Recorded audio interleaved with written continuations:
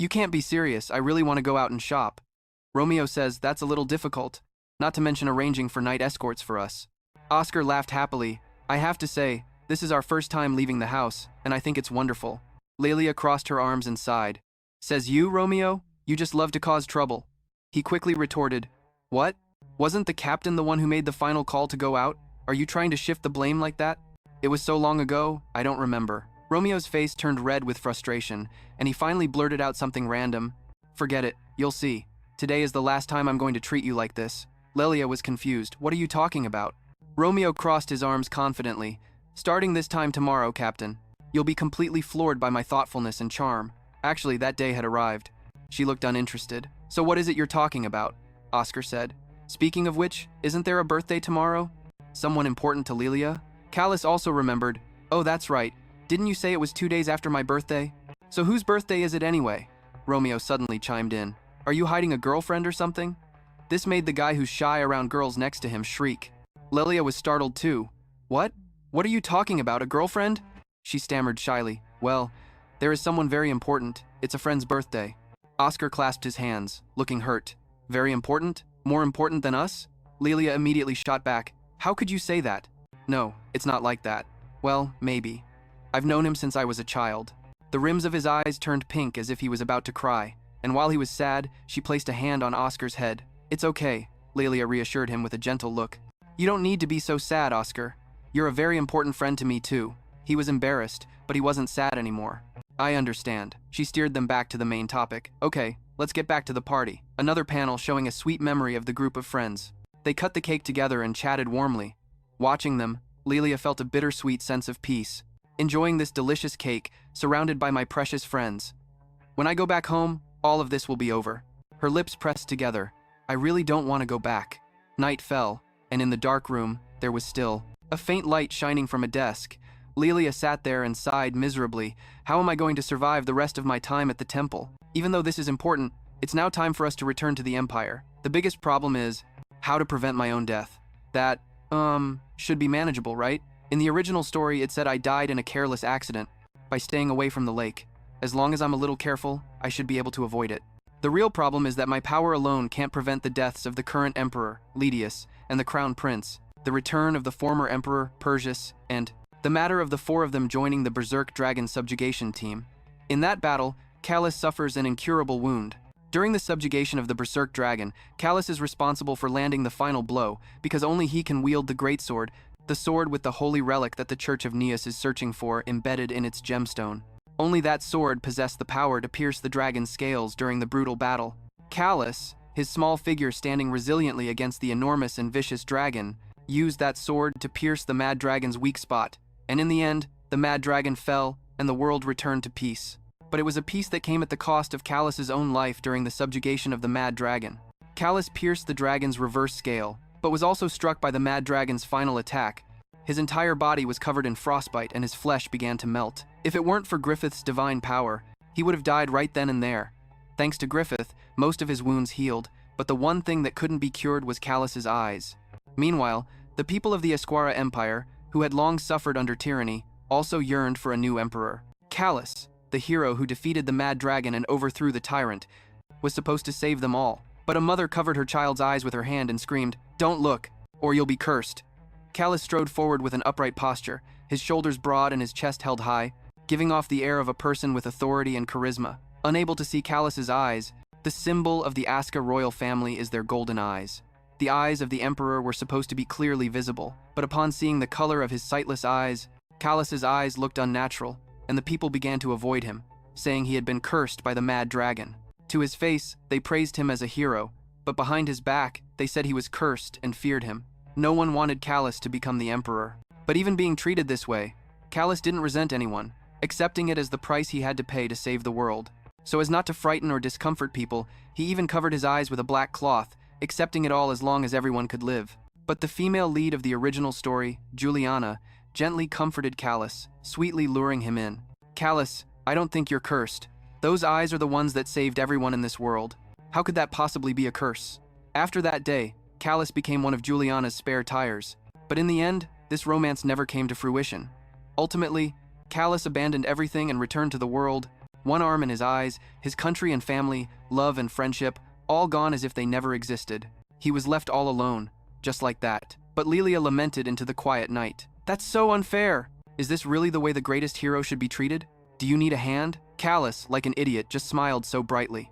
But such a terrible future was what awaited Callus. I can't find any way to change his fate. Only Callus can deliver the fatal blow to the mad dragon by piercing its reverse scale. He has to take the consequences with his own body. Even knowing this beforehand, I can't do anything, while he just smiles and comforts his pale-faced companions. There's no one else but Callus, she tormented herself. But no matter how much she thought about it, there was no other way. And still, I can't do anything for him. Arg! I can barely save my own skin as it is. If only I had magical powers like the heroine of the original story. Although it can't be cured with magic, at least I can make a living by the flickering candlelight. Lilia tried to meditate to calm herself but couldn't feel any magical power at all.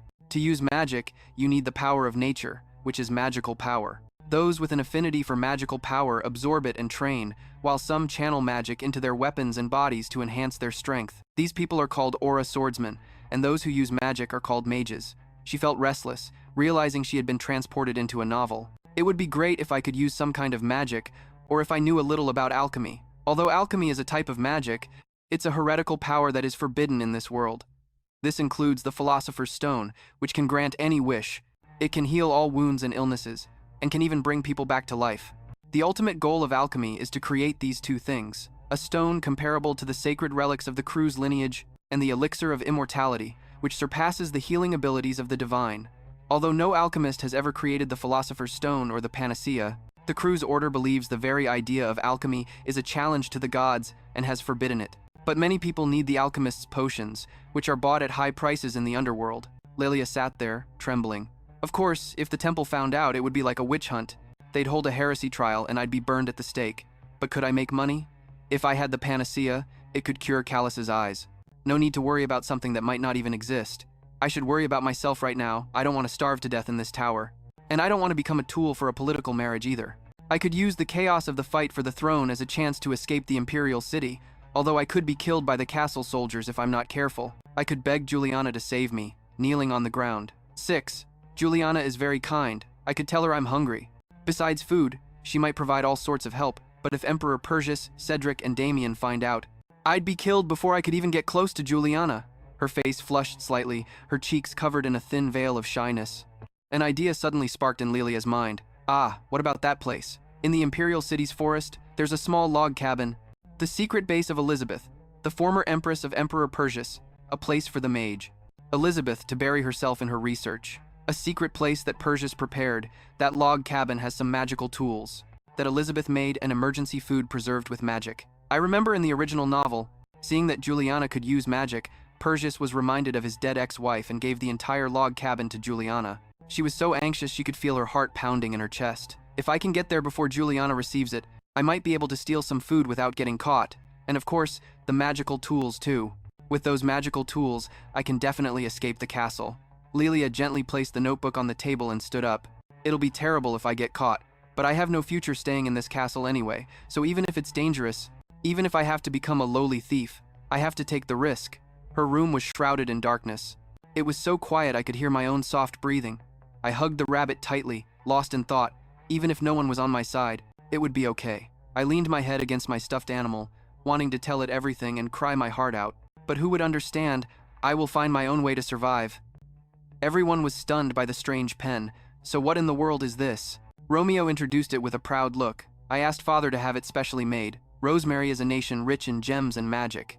This is a magic pen that the 5 of us can use to communicate. You just have to write like this. Lilia and Oscar were amazed as a scroll appeared before them. Ah! A surprised Griffith caught the scroll. Oh, whoa. Callus looked as if he had just been enlightened. Paper appeared out of thin air. Whoa, that is so cool. This is my gift. Everyone please make good use of it. Romeo, he explained gleefully. As long as one person writes a letter, everyone will receive it. So let us take turns writing. Okay, but remember that, the gem on the magic pen is a magic stone, and if you remove the gem, you cannot write letters. She could not stop marveling, praising the pen's magic. Romeo, this is awesome. Romeo took the chance to puff out his chest. Did I not tell you yesterday? You all were bound to surrender completely to my charm. Now hurry up and praise me. He replied resignedly just to get it over with. Yes, yes. Lilia held the pen tightly like it was her most prized possession. With this, I can communicate with everyone before the government declares the crown prince dead. He smugly invited everyone over. Now that the introduction is done, let us eat cake. Callus was utterly sick of it. We have been eating cake for 2 days straight. He forced a smile. Let me put the candles in, he asked curiously. But who is going to blow out the candles? Romeo was stunned that Callus would ask such an obvious question. Is it not the captain? This is the birthday of someone incredibly important to the captain. Griffith lit the candles on the cake. Light the candles. Under the flickering candlelight, she stood there silently as if time had stopped. Everyone shouted, "Happy birthday! What are you doing? Why do you not blow out the candles?" Lilia bowed her head slightly, and a soft breath extinguished the flames on the birthday cake in an instant. In that moment, her deep blue eyes were cast downward, reflecting a profound sadness that no words could describe. After Lilia blew out the candles, the bright lights flipped on, and the space was flooded with a warm yellow glow. Callus clapped loudly to congratulate her. "Ah, what? Why are you crying again? What? Why are you crying?" "I really cannot figure you out." Oscar, worried about her, asked, "Lilia, what is wrong? Are you not feeling well?" Lilia wiped away her tears, trying to smile to reassure everyone. "I am fine. On my previous birthdays, I received well wishes from everyone, but thinking that this year would be the last time, I got greedy and made an unreasonable request. They do not know whose birthday it is today, but they were still willing to celebrate together." I saw that Callus had softened a bit, but he still did not understand why she was crying. Meanwhile, Romeo was smiling foolishly, holding a handkerchief, as if Lilia needed her handkerchief. That made me feel happy and grateful, because today is my birthday under this name, Lilia. Lilia wiped away all her tears. She gave a happy smile because everyone was here to celebrate her birthday today. "Everyone, thank you all for celebrating with me." Everyone awkwardly tried to comfort Lilia, but she just cried even harder. He stood there with a sigh, too choked up to say anything. Lilia's lip quivered, on the verge of wailing, but by this time next year, I'll be living alone again. Suddenly, Romeo called out, "Hey, Captain." She turned to answer, "What is it?" He had only just now mustered the courage to ask. "Is the special person whose birthday it is today someone you haven't seen in a very long time, like your late mother?" Lilia was completely baffled. "Huh?" Both Romeo and Callus looked down, hesitating. Even Oscar and Griffith had things they couldn't bring themselves to say. She stammered, "No, that's not it at all." Lilia was stunned into silence. Come to think of it, not a single person here still had their mother. Oscar's father killed his biological mother. Callus's parents died one after another after he was born, and Griffith didn't have a birth mother, only a despicable stepmother.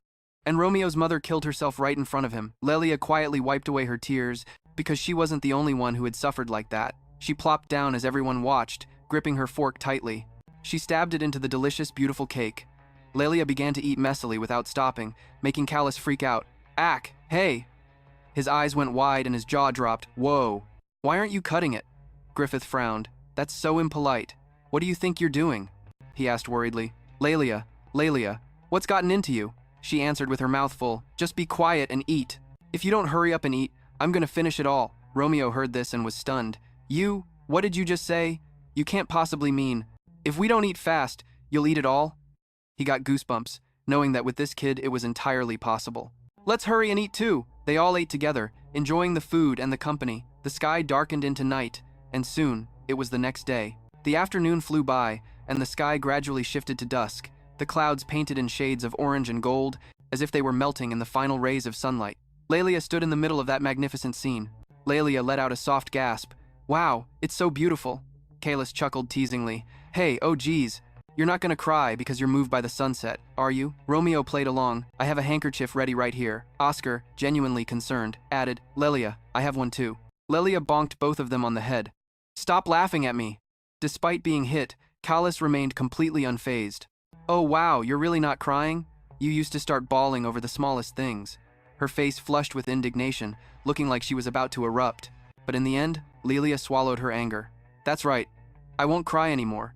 I absolutely will not cry again, because right now, the time I have left with you all is so short, I'd regret wasting it on tears. I want to do so much more with all of you, see more beautiful scenery, and laugh as much as I possibly can, so that, whenever I look back on these memories, I hope I'll only remember all of your smiles. So please, remember my smile too. The time I've spent with all of you, I've been so happy. Thank you, everyone. I'm so glad I was able to meet you all." Against a vast blue sky, the magnificent palace stood in all its glory. A line of carriages was stopped before the main gate, creating a scene of solemn majesty.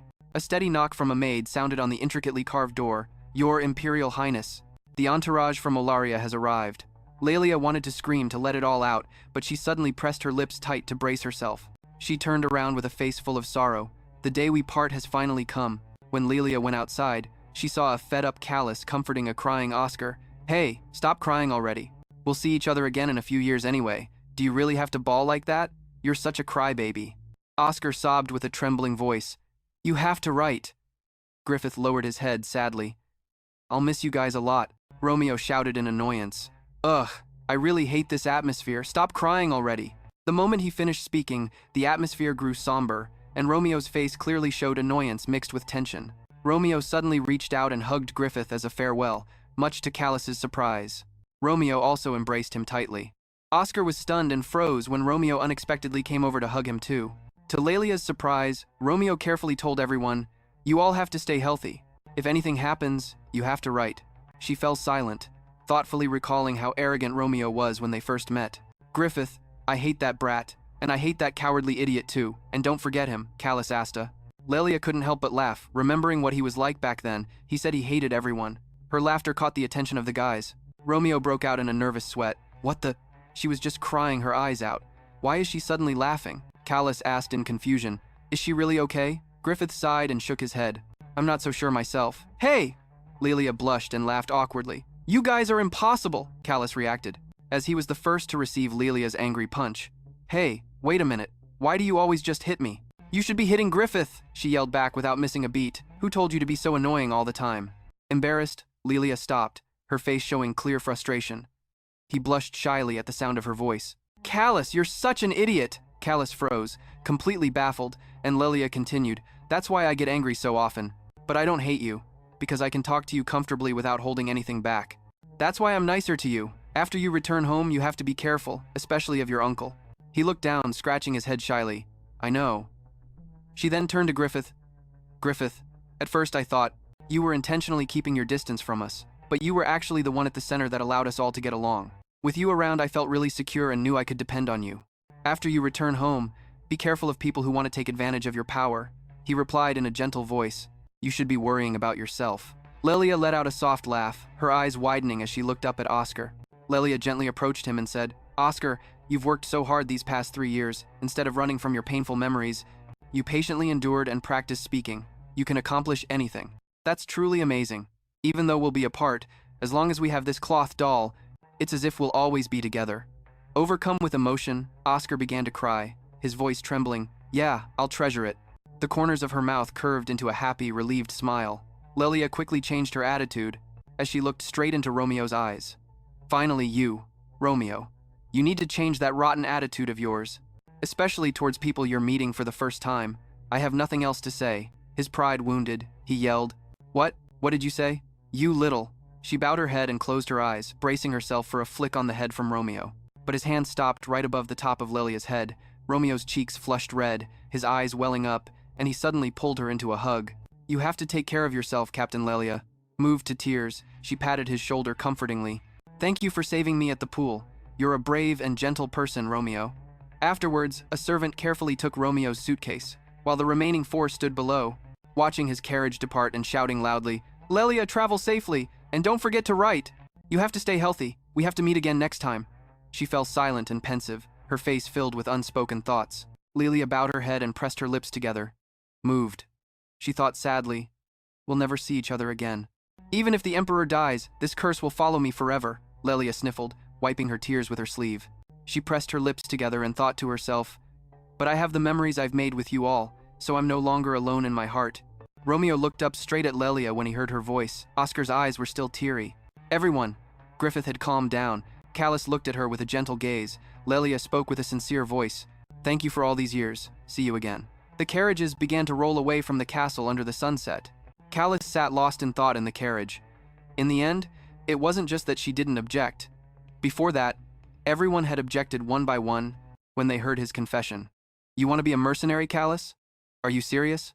Callus nodded affirmatively. That's right, my uncle wants to eat me alive anyway, so it's better if I just leave on my own. Refit immediately objected. No matter what, he stubbornly held his ground. Who decided that if you're born royalty, you have to be royalty until you die? Even without the throne, that doesn't change a thing. All surprised eyes turned towards Lilia when she spoke up. You want to be a mercenary? That's a great idea, Callus.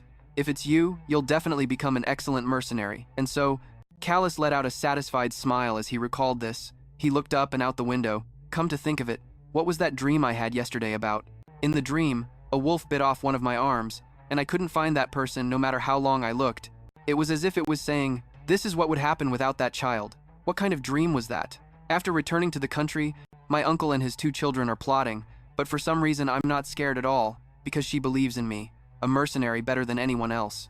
Then I'll just become the most formidable mercenary there is. Inside the castle, Lydos asked in a cold voice, and what about the child? The subordinate knelt and reported, she's been taken to the East Tower. What are your initial orders, Your Majesty? The old man ordered in a loud voice, don't kill the girl for now, she might be useful later. Arrange soldiers where she won't notice them, and report anything that happens. Lilia was brought to a cold tower by 2 subordinates. She gripped the handle of her suitcase tightly. I'm back and have to live here again, but I refuse to continue living like this. After I find a way out of this place, I'll make sure to live a great life just to show all of you. Lilia sat down at her desk, picked up a pen, and started writing a letter. She sat by the window and wrote, to my late risers, you guys aren't still sleeping in, are you? It's overcast today, and it looks like it's going to snow. I just finished the breakfast a servant brought to my room now that I'm back in the capital. The food here is way better than at the temple, and the bed is much comfier too. The best part is that I don't have to listen to you guys making a racket. You'd be amazed if you saw my bed, it's seriously comfortable. But did everyone bring their rabbit dolls? Lilia stood up and tied her hair into a high ponytail. Her whole body shivered, her breath fogging in the air. Ah, it's so cold. Good thing my bag wasn't stolen. Food, a warm coat, and my rabbit doll. This is great. Lilia carefully placed the rabbit doll on a cushion in front of the fireplace. She busily stacked firewood in the hearth. Thank goodness there's a fireplace. I can finally relax a little. I should go down the tower to check for dry firewood. Then, Lilia began rubbing 2 pieces of wood together to start a fire, her mind racing as she worked. Back when I lived at the temple, the priests would light the fireplace every morning. I really miss having resources and civilization. Come on, light! Lilia cheered excitedly as the flames caught. Oh my gosh! But the smile on her face didn't last long, as her expression twisted into a grimace. She cried out in desperation. Is this wood even dry? Ugh, it's better than freezing to death, but my eyes sting so much. Couldn't I just use magic? Lilia stubbornly kept working on the fire. Before the snow gets any heavier, I need to gather 10 more bundles of firewood. It's even colder inside the tower. I think I might actually die if I don't get this fireplace lit. Thankfully, there are water pipes. It seems they use magic to heat the water. Still, I'm lucky to have hot water at all, even if the weak stream is annoying. Now that I'm back, I was planning to go to Elizabeth's secret house, but I'm afraid of being followed by Emperor Lidios's men, even though I need to get the magical items and food from there. If I act carelessly, he'll become suspicious, and I could lose my life. I can only wait quietly and bide my time. By spring, the Emperor won't have time to keep an eye on me anymore, because the real Lilia Olaria will be poisoned by a close associate, and soon after, Perseus's rebel army will march into the capital. It's going to be chaotic then. After the Emperor is replaced, I can't do anything that draws attention to myself until things settle down. Perseus won't watch me as closely as Lidios does. It's not that he has no interest in me, but I'll have more freedom than I do now. But after Lilia dies, I won't be able to write to everyone anymore. She stared thoughtfully at her empty desk. There's no reply. Is everyone asleep? Lilia's face showed clear confusion after a moment of thought. She came to a firm decision. I'm going out to gather firewood. The winter air was frigid, and a gloomy atmosphere hung over the trees surrounding the tower. She walked aimlessly, step by step, clutching a bundle of dry wood. It's so cold, Lilia thought to herself. Why couldn't they have just let us live there for 15 years? Why was it only 3? Now I'm truly all alone. Lost in thought, she didn't watch where she was going and tripped over a small stone. Lilia fell with a start, the dry wood tumbling from her grasp. Wincing in pain, she pushed herself up and looked at the ground. Lilia trembled as she struggled to get back on her feet. Lilia's face flushed as she stared blankly at her scraped hand. Even though she felt a wave of self-pity, she tried to stay calm and clenched her fist. Lilia carefully picked up the fallen dry twigs, reminding herself that she had to have a plan. Lilia already had her own plan for when spring arrived. After the Emperor is replaced, we'll go to Elizabeth's house to steal the 5 cups and the magical artifacts. Even if I'm the one who takes them, Elizabeth won't be mad, right? And then I have to try not to be discovered by Juliana and her brother. But I don't want to say, Your Highness, I'm sorry, 100 times like in the novel. Then I'll take the opportunity to escape, though I won't be falling into a lake and being all weak like in the novel. But if I stay here, I'll be married off to some stranger as if I'm for sale, and I'm not stupid enough to become a pawn in a political marriage. So before that could happen, her train of thought was cut short as Lilia looked up at the scene in front of her. She made her decision just like that. Snow was already falling, so she had to move quickly. As night fell, the snowstorm intensified. Inside the tower, warmed by the fireplace, she stepped out of the bathroom exclaiming, "Ah, it's so cold!" Lilia looked out at the blizzard through the window. "The snow is so heavy. I'm glad I gathered plenty of firewood." Her attention then fell on the table beside her. A faint light glowed from a white piece of paper on the table, and Lilia joyfully picked up the letter. There's a reply. The letter read, "Lilia, you're so diligent. Lilia, I'm relieved to know you're doing well." "I'm doing well too. I was so worried, but I haven't had any nightmares like before. It's all thanks to you." A happy smile spread across her face as she read the letter. She carefully read every single word.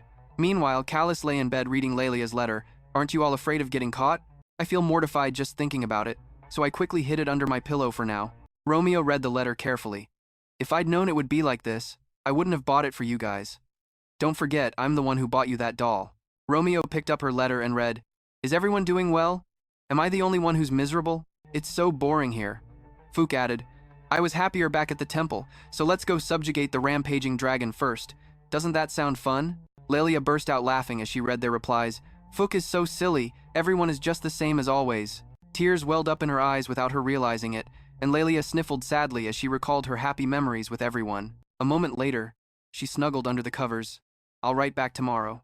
Lilia hugged the rabbit doll close. She quickly drifted off to sleep. In the middle of the night, Lilia cried silently, her lips pressed tight, a stark contrast to the dark, snowy world outside. Inside, the tower was brightly lit by the fire. Morning came quickly, and there was still some of the firewood she'd gathered left over. The table was strewn with everyone's letters, with only a little food left. Lilia stood at the foot of the tower, doing her vocal exercises. The snow finally melted. The snowfall in Olaria is so heavy, and there's just so much of it. I was worried about what would happen if I couldn't get out. Thankfully, the snow melted, before she ran out of food and firewood. It was almost like a winter hibernation. She instinctively looked up at the sky, and an idea came to her. Lilia cautiously looked around. "Now that I think about it, my watchers have disappeared, but I'm not important enough for them to risk monitoring me in this kind of weather. Maybe, just maybe, I've escaped their surveillance. Even though I'm not completely at ease yet, I can probably expand my radius of activity." Inside the castle, a maid carefully approached Ladios. Yes, another servant followed behind him. If you have nothing to do right now, could you lend a hand?" She was flustered and scared by his appearance. "Oh, you were talking. I'm so sorry. Please forgive me." Ladios nodded. "All right, we're done here. Then I'll leave it to you." The maid stammered fearfully. "Yes." She was still flustered even after he left, and the younger maid eagerly asked the middle-aged one, "Isn't he His Majesty's confidant? Don't tell me you?" "What are you talking about?" She awkwardly denied it. "It's not like that." The other maid continued curiously, "Has the situation in the country been unstable lately?" "Ah, yes, it is a bit worrying. I heard there are signs of rebellion in the provinces," the middle-aged maid warned in a serious tone. "That's right, so they told us to be mindful of the Crown Prince's safety. Several months have passed since I returned to the tower. The snow has melted, the weather is starting to get less cold, and I don't need to gather firewood anymore. To find food when it was snowing, I searched everywhere for fruits stored by small animals, gradually expanding my range of activity. But because I was afraid Ladios was watching, I didn't dare go far, so I still haven't found the small log cabin that the sorceress Elizabeth used. But luckily, because of the snow, the people who were watching me while I was stuck in the tower have disappeared. But this food supply was also completely cut off, and all of my servants were killed by Ladios. A child who survived the winter has reached her limit. So even though the warmer weather is a joy, when spring arrives, Lilia will die. Then I won't be able to write to the children anymore, and writing to them all winter was my only joy. Whenever I had time, I would sit at my desk. At times like that, Lilia would always be restless and anxious, thinking it's too soon, I must be patient. Did I get a reply already? Isn't writing letters late at night a bit much? For Prince Lilia, who had lived a happy life in the castle, it would surely be suspicious to write letters all day, so I could only restrain myself and think about my situation.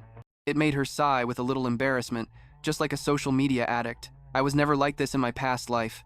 Even though I'm all alone, they are the pillars of my heart. A hint of sadness crossed Lilia's face. So please, at the very least, let Crown Prince Lilia live just a little bit longer.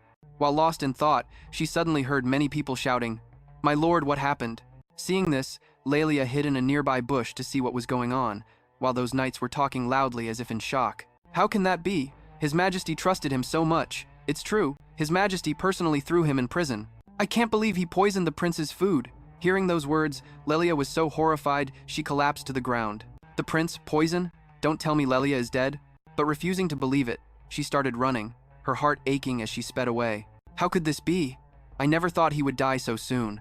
Back in the tower, as she looked at the letters on her desk, she knew she had to do something. She had to hide all these letters. Is there any way I can let everyone know? Lilia is dead.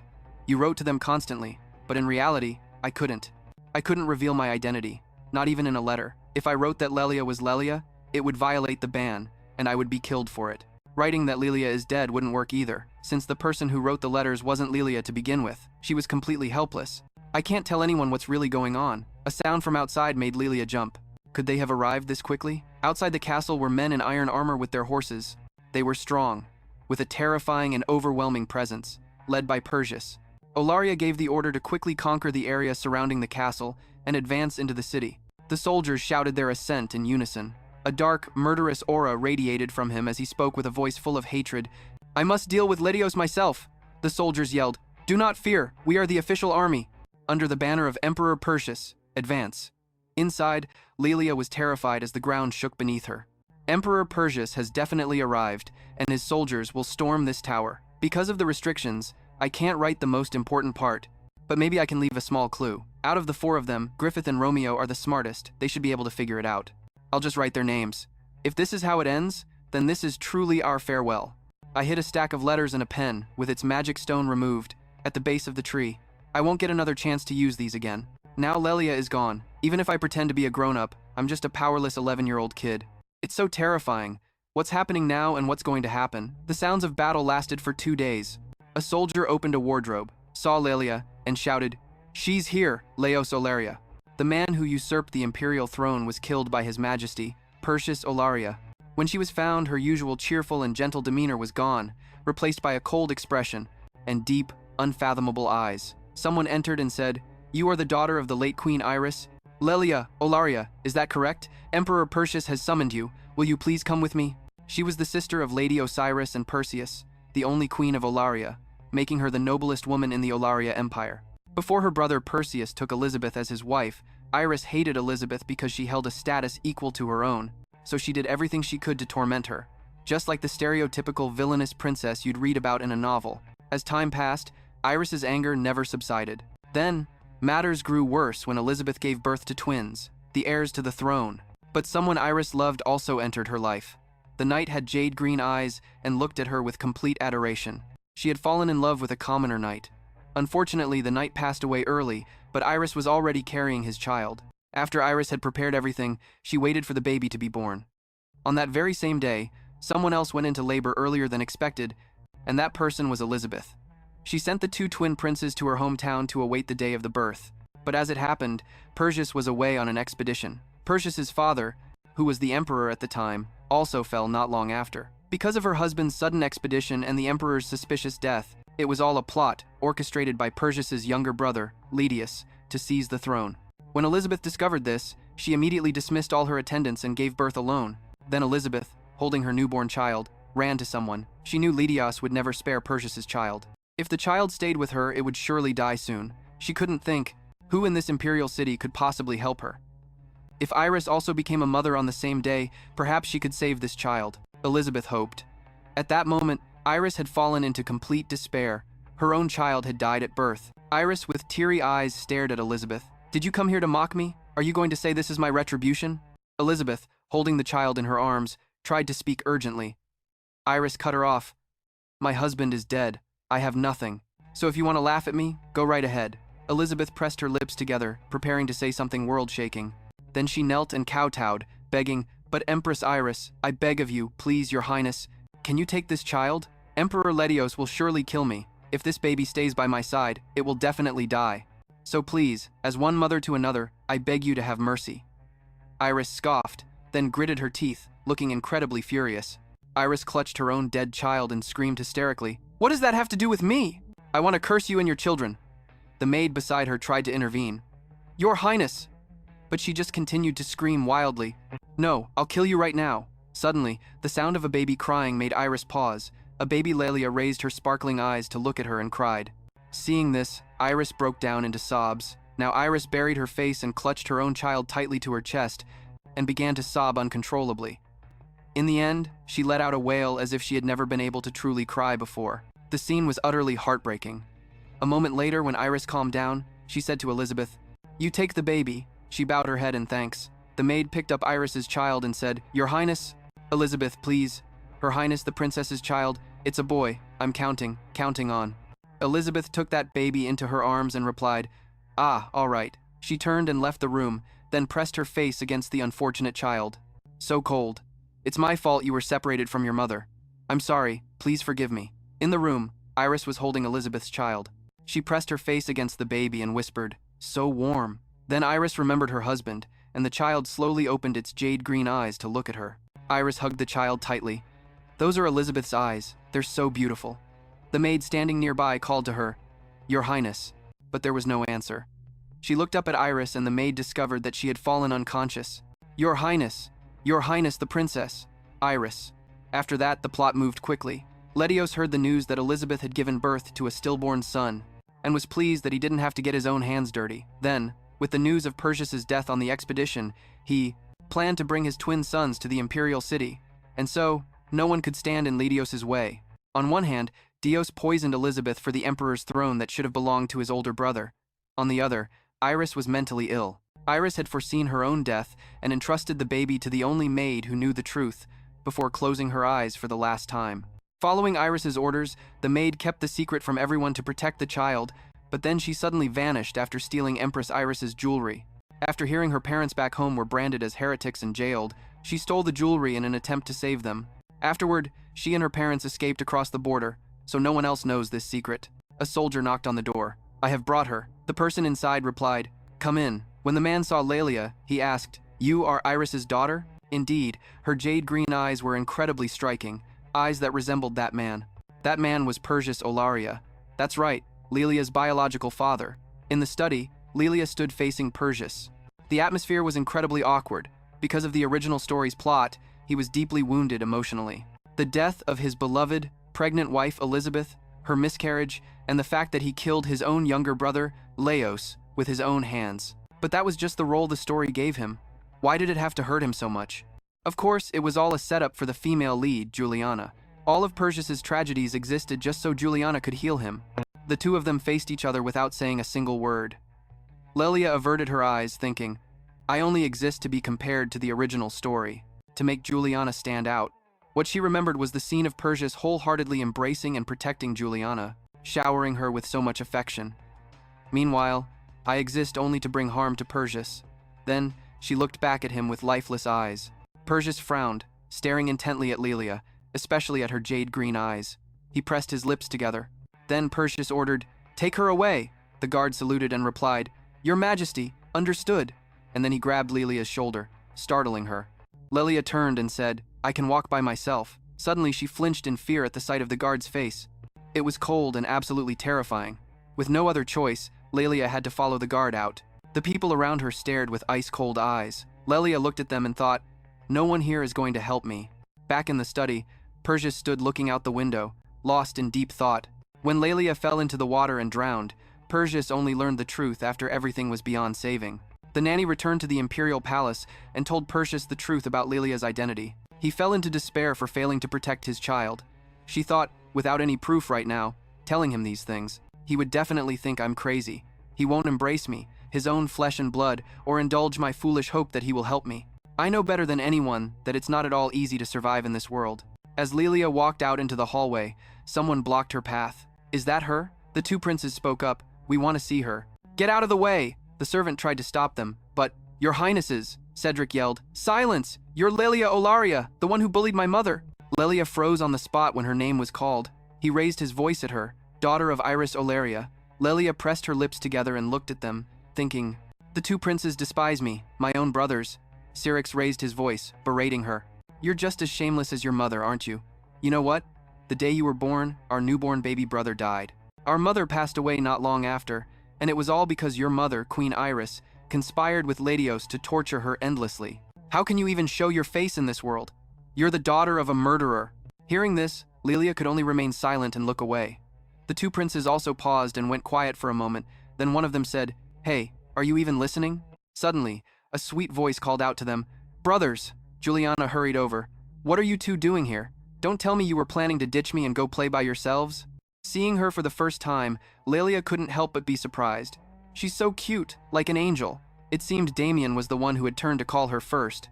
Juliana, Lilia thought in surprise. She's Juliana? Damien turned back towards Juliana. How could we ever leave you behind?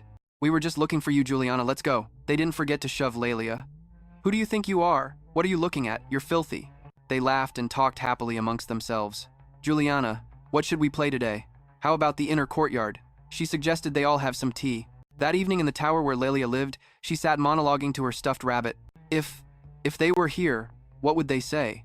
They'd definitely defend me, right? Then they'd say, what did you say to our captain? Lilia paused for a moment and sighed softly. Then she lowered her head into her hands and sobbed. She desperately wanted to write a letter, to hear their voices. I want to see them. I don't want to be here. Lilia stopped, no longer crying. She shook her head vigorously and slapped her own cheeks to snap out of it. Lilia, calm down. Get a grip. The only one who can protect me is me. I won't be helpless like a child. And with that, she regained her strength and determination.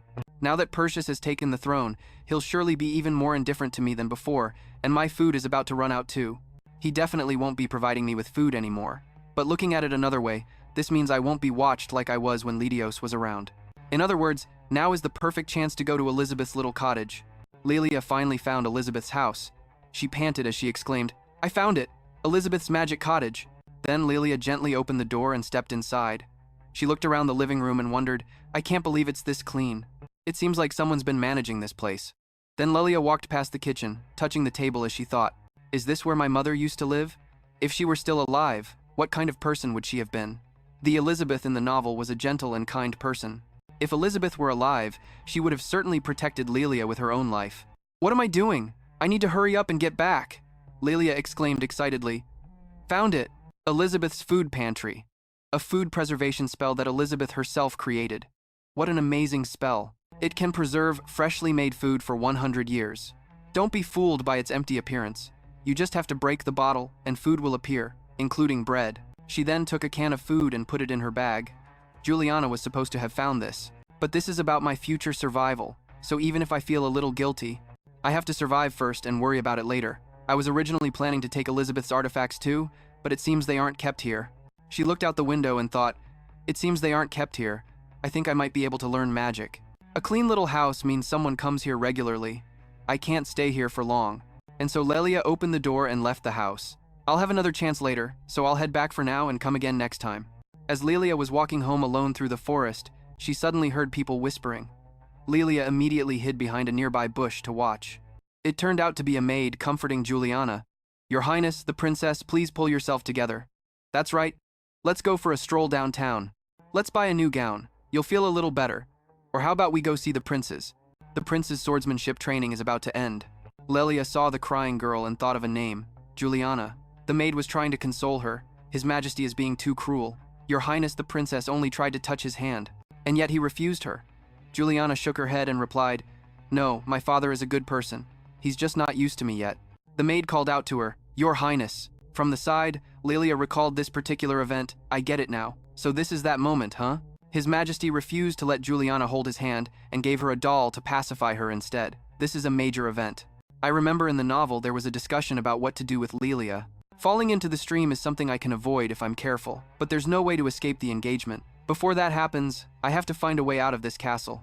I have to try to get out of here. I need to find Elizabeth's artifact. At the training grounds, someone called out, Sir Callias, Sir Callias. Syrinx walked up to him and asked, are you really watching us train in swordsmanship? Callias replied, ah, yes, you both have potential. There are no kids in all of Huberian more skilled than you two. But don't get complacent. You have to try even harder. One day, you will become swordsmen whose names go down in history. Hearing his praise, the two princes cheered excitedly in unison. Awesome! Sir, please guide our swordsmanship training tomorrow. Callias politely declined. Ah, my apologies. I have business to attend to tomorrow. The two princes' faces fell. You're busy every single day, he said. I'm sorry. There's a place I always visit whenever I come to the imperial city. Dusk fell, and then dawn broke. Callias was standing in a hallway, looking down at the courtyard. Down below, two maids were talking. Is that Lord Callias from the ducal house of Hyperion? That's right, the former Empress Elizabeth's younger brother. A moment later, he noticed two maids approaching. and Callias gave them a polite nod. And then he turned and walked away, leaving the two maids to gossip amongst themselves. After Empress Elizabeth's death, the ducal house of Hyperion was devastated. Lord Hyperion was so grief-stricken after losing his sister that he couldn't even speak. It's so tragic. It's a blessing he's recovered enough to visit the imperial city, isn't it? Is it because of the huge impact of the two princes returning alive? Suddenly, Callias thought angrily, Perseus, that bastard. He watched my sister die, yet he married a new empress, and even had a daughter. If the new empress gives birth to a son that threatens my nephew's positions, then at that time, Hyperion will become your enemy. That damn bastard. The place he arrived at was Elizabeth's cabin, Callias thought, feeling a wave of emotion. When she was alive, she was always in this little cabin. She was obsessed with her magical research. He whispered softly, Sister. Suddenly, Callias noticed something was off. It looked like someone had broken in. He cautiously turned the doorknob and slowly pushed the door open to step inside. Callias called out, Who's there? Lilia was sitting dazedly on the floor, right in front of him. Startled, she turned her head to look at Callias. Lilia looked panicked and stared back at him with her emerald green eyes. Callias was also surprised to see her. You are. Lilia jumped as he called out to her, and Callias looked at her in confusion. Who are you? He looked at the trembling Lilia and thought, A girl, huh? She looks really scared. Is she afraid of the sword? Or... Then Callias asked, Are you a servant from the royal palace? Did you come to clean this house? She didn't answer. Don't tell me you're up to something you can't talk about. What's your name? Lilia looked at him fearfully, then lowered her head and answered with a tremble. It's... Callias stared intently at Lilia. Suddenly, he seemed to notice something, while she was fearfully biting her finger, and then Lilia lifted her face to look at him. But Callias was slightly astonished. Those eyes. It can't be. Sister? He quickly shook his head, thinking, What a ridiculous thought. Then, his gaze shifted to Lilia. The same eye color as my sister. The characteristic silver hair of the Aurelia royal family. Don't tell me this girl is, he growled. Are you the daughter of Princess Iris? She flinched as if to confirm his question. Callias shouted in anger. So, it's true. This place belongs to my sister, Elizabeth. That woman cruelly tormented my sister. Her daughter has no right to be here. How dare you sneak in here like a rat? Get out now! Terrified by his threat, Lilia scrambled to her feet, trembling.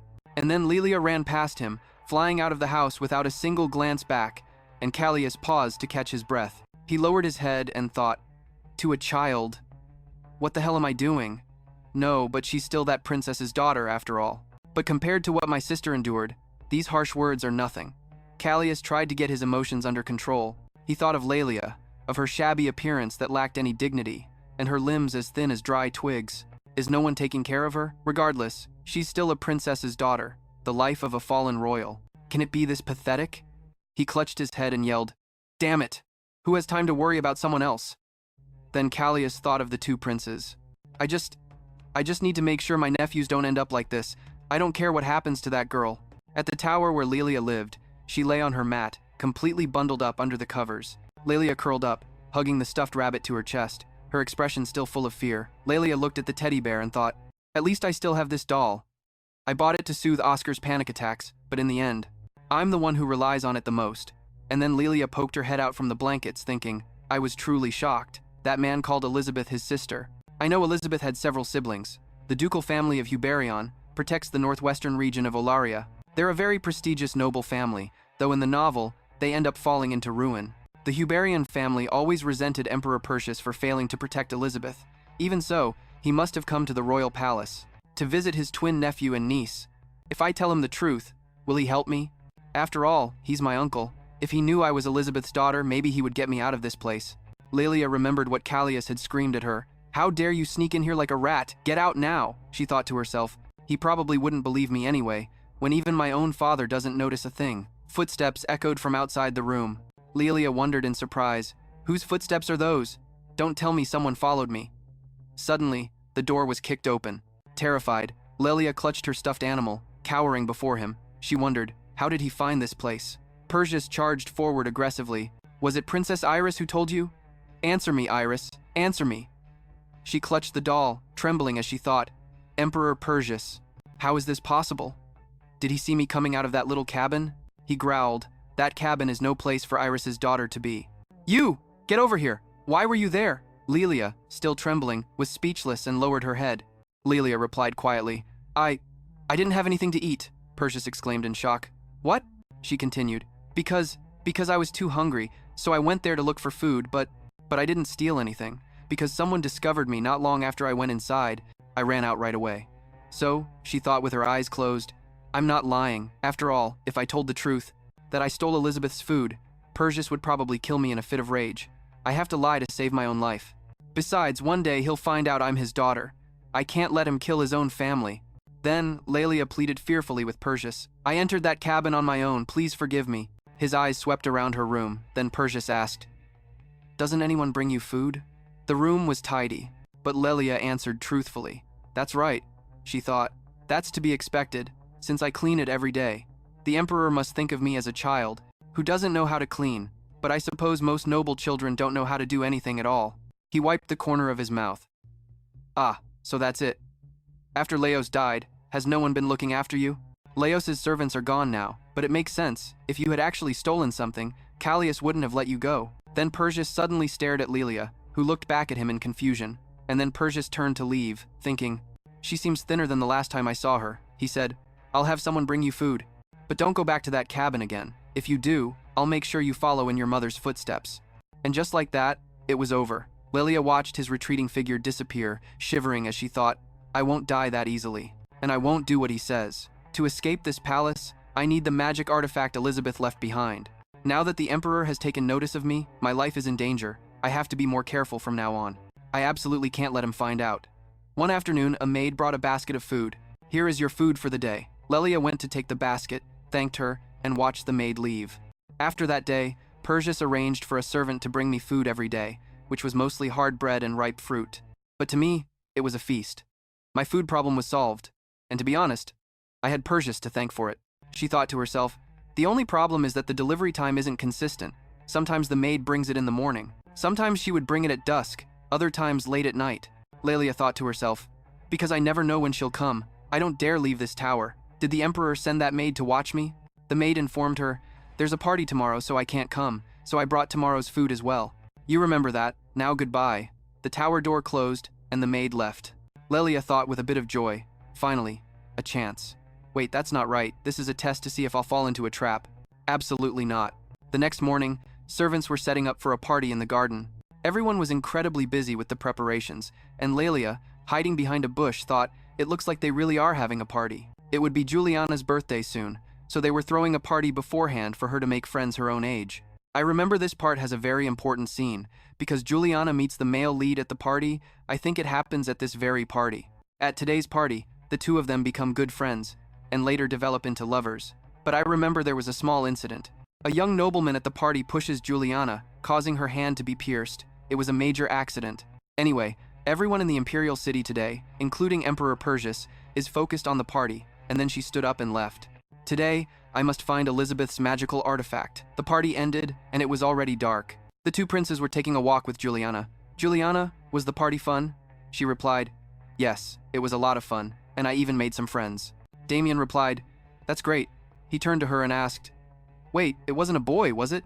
Juliana gave a sheepish laugh in reply, then looked around and asked, more importantly, where are we going? Then Cirid, holding a lantern, looked up at the sky and asked, it's a full moon tonight, but why can't we see it clearly?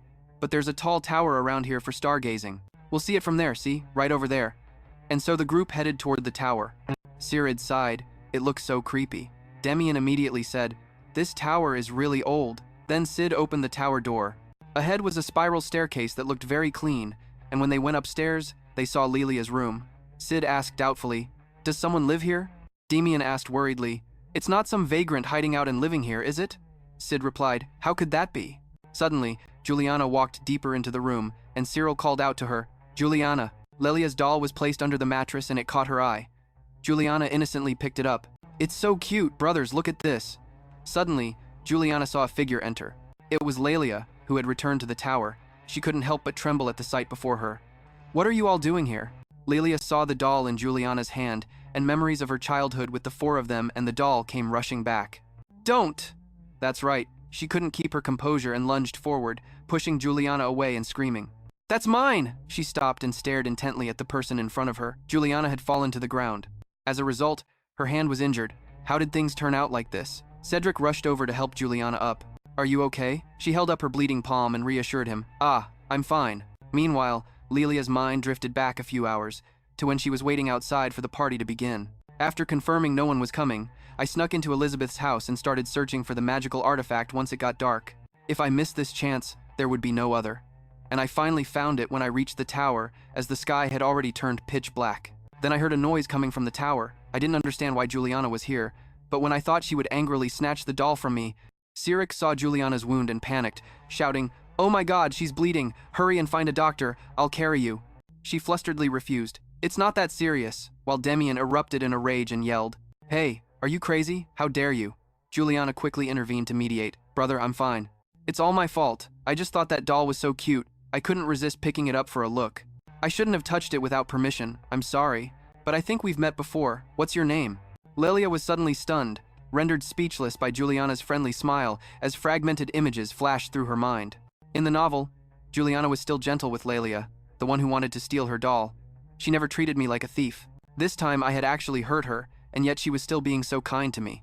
Compared to her, I couldn't be more tragic or shameful.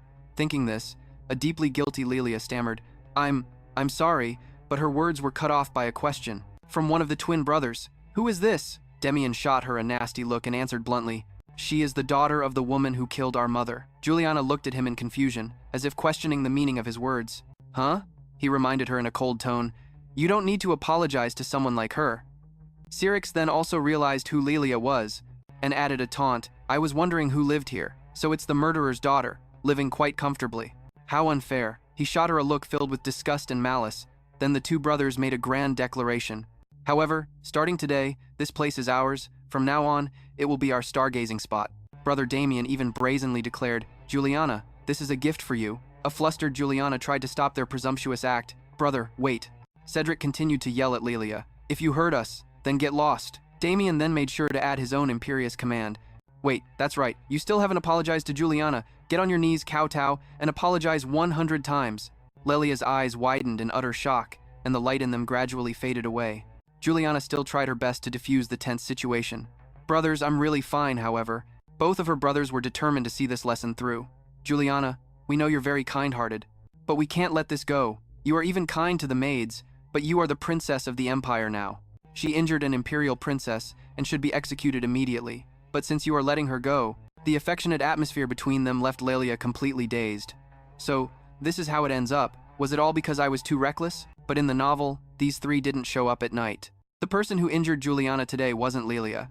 I thought the plot would develop differently, but after a moment, she was still seen standing there motionlessly. She screamed furiously, "Hey, what are you spacing out for? Get on your knees." Despair flooded Lilia's vacant eyes. If the inevitable was going to happen, it was finally happening now. All my plans for survival, and all the effort I've made until now. She cast aside her pride and bowed deeply, pressing her forehead to the ground. "Your Imperial Highness, I'm sorry." As Lilia's spirit crumbled, what was the point of any of this anymore? A moment later, servants rushed in and bowed.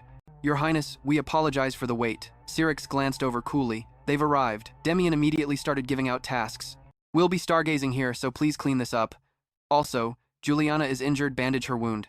The male servant respectfully accepted the order. Very well. The servants worked with incredible speed and efficiency. They finished clearing out the tables and chairs from the tower. But it didn't stop there. The group also bluntly shooed Lilia away. "We're done clearing this area, so get out now. We're cleaning here, don't get in the way." She dragged her feet heavily as she left. In the middle of the silent forest, the sound of Lilia's footsteps echoed with striking clarity. She habitually followed the worn dirt path, and before long, the familiar little cottage came into view. Gentle moonlight streamed through the window, becoming the only source of light in the deserted house. Lilia lowered her head, murmuring to herself, "Will Emperor Perseus kill me if he finds out, or will he just arrange a new place for me? I might even be married off to a stranger. Being watched for the rest of my life. If this is what it means to live, is a miserable life really better than a beautiful death?" But luckily, I managed to bring something with me from the tower. Letters and a pen, papers filled with dense lines of text. Lilia spread them out on the floor. Her hand gently reached out, caressing a nearby sheet of paper, like a treasure filled with countless memories. The writing began with a note from Oscar. "I haven't been able to sleep lately. How about you all?" Beneath it was Callus's answer. "I can sleep when I'm lying down." Next was a taunt from Griffith. "I hear that simple-minded fools sleep very soundly." Callus threatened angrily, "You want to die?" Meanwhile, Romeo complained helplessly, "Because you all are using more paper again." Oscar also gently reminded them, "It's not easy to come by, so let's conserve it." Lilia continued to read everything on the page. "Seriously, thanks to them all, my luggage is just paper." She suddenly paused, swallowing the words she was about to say. The last line on the paper was a confession from Romeo. "Actually, I can't sleep either. I miss the days I spent with you all. I really want to see everyone again soon." The white paper was instantly blurred by a teardrop, as tears streamed non-stop down Lilia's cheeks. She rubbed her eyes fiercely. Lilia screamed with all her might, as if trying to hide her overwhelming sorrow. "There's nothing to cry about. I'm not sad, not one bit. About me and my friends."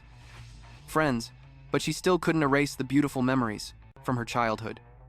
At this point, Lilia no longer held back her sobs and began to cry loudly. In that dark and cold house, her trembling figure seemed even smaller and more alone in the world. The bright moonlight still quietly shone into the house, when just then, a glimmer of light flashed from between the wall shelves.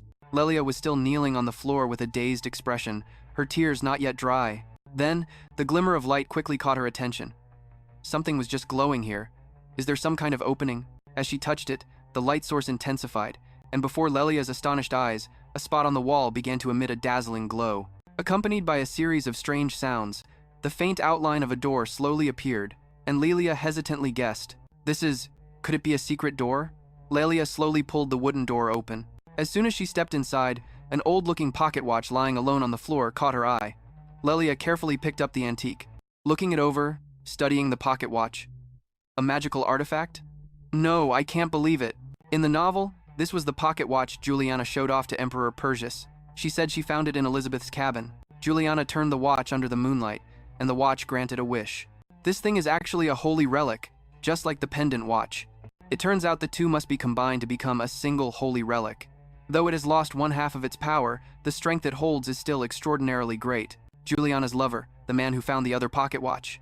Then the male lead turned the hands of the watch and made a wish. "I want to become strong," the weak male lead.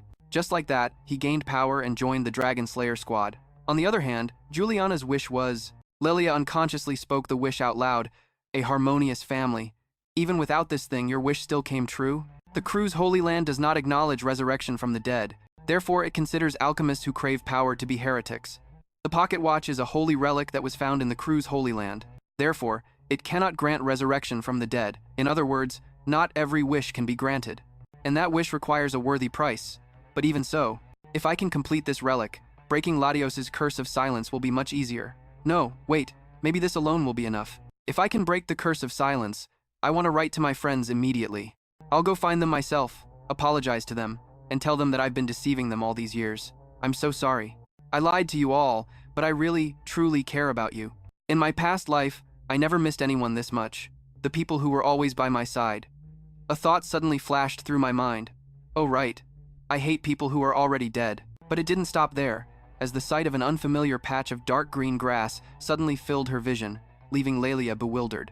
What the? This isn't an unfamiliar ceiling. This unfamiliar patch of grass is way too close, isn't it? It's like I'm being forced to kneel and bow my head to the ground. Damien's rude, hurried voice rang out again, interrupting Lilia's train of thought. Hey, get a move on. There are still a lot left to do. She instinctively lifted her head to look. Huh? Lilia's eyes fell upon the sight of Perseus, gently lifting Juliana into his arms. Juliana, I'm so late. She flashed a radiant smile. No, father. Thank you, father. That pleasant atmosphere made Lilia panic as she realized the truth. This is not my memory. Yet she had no control over her body and unconsciously moved her lips, father, but her call went unanswered. Lilia, in a tattered dress, walked aimlessly on her bare feet. Back in reality, she was also slowly moving to another room. Lilia stopped beside the bed, bathed in the bright moonlight. She gently cradled the watch. This was supposed to belong to Juliana, Lilia thought, pressing her other palm against the watch face. She quietly murmured, I'm sorry, but I absolutely will not stop. Please help me. Please free me from this curse of silence. Then a fragment of a memory flooded into Lilia's subconscious. She was following her own footsteps. Wait for me. Where are you going? Wait, please don't go over there. What are you? As the cold water jolted her awake from her daze, her ragged gasps for air echoed clearly. In a deserted place like this, she kept clutching her chest, trying to steady her breathing, Lilia's face pale with fear. It was a dream. The constant stream of information made her panic. Thank goodness it was just a dream. But what just happened? In the novel, Lilia, she mentally sorted through everything. The timeline was similar to the present, but she was thinner and dirtier than I am now.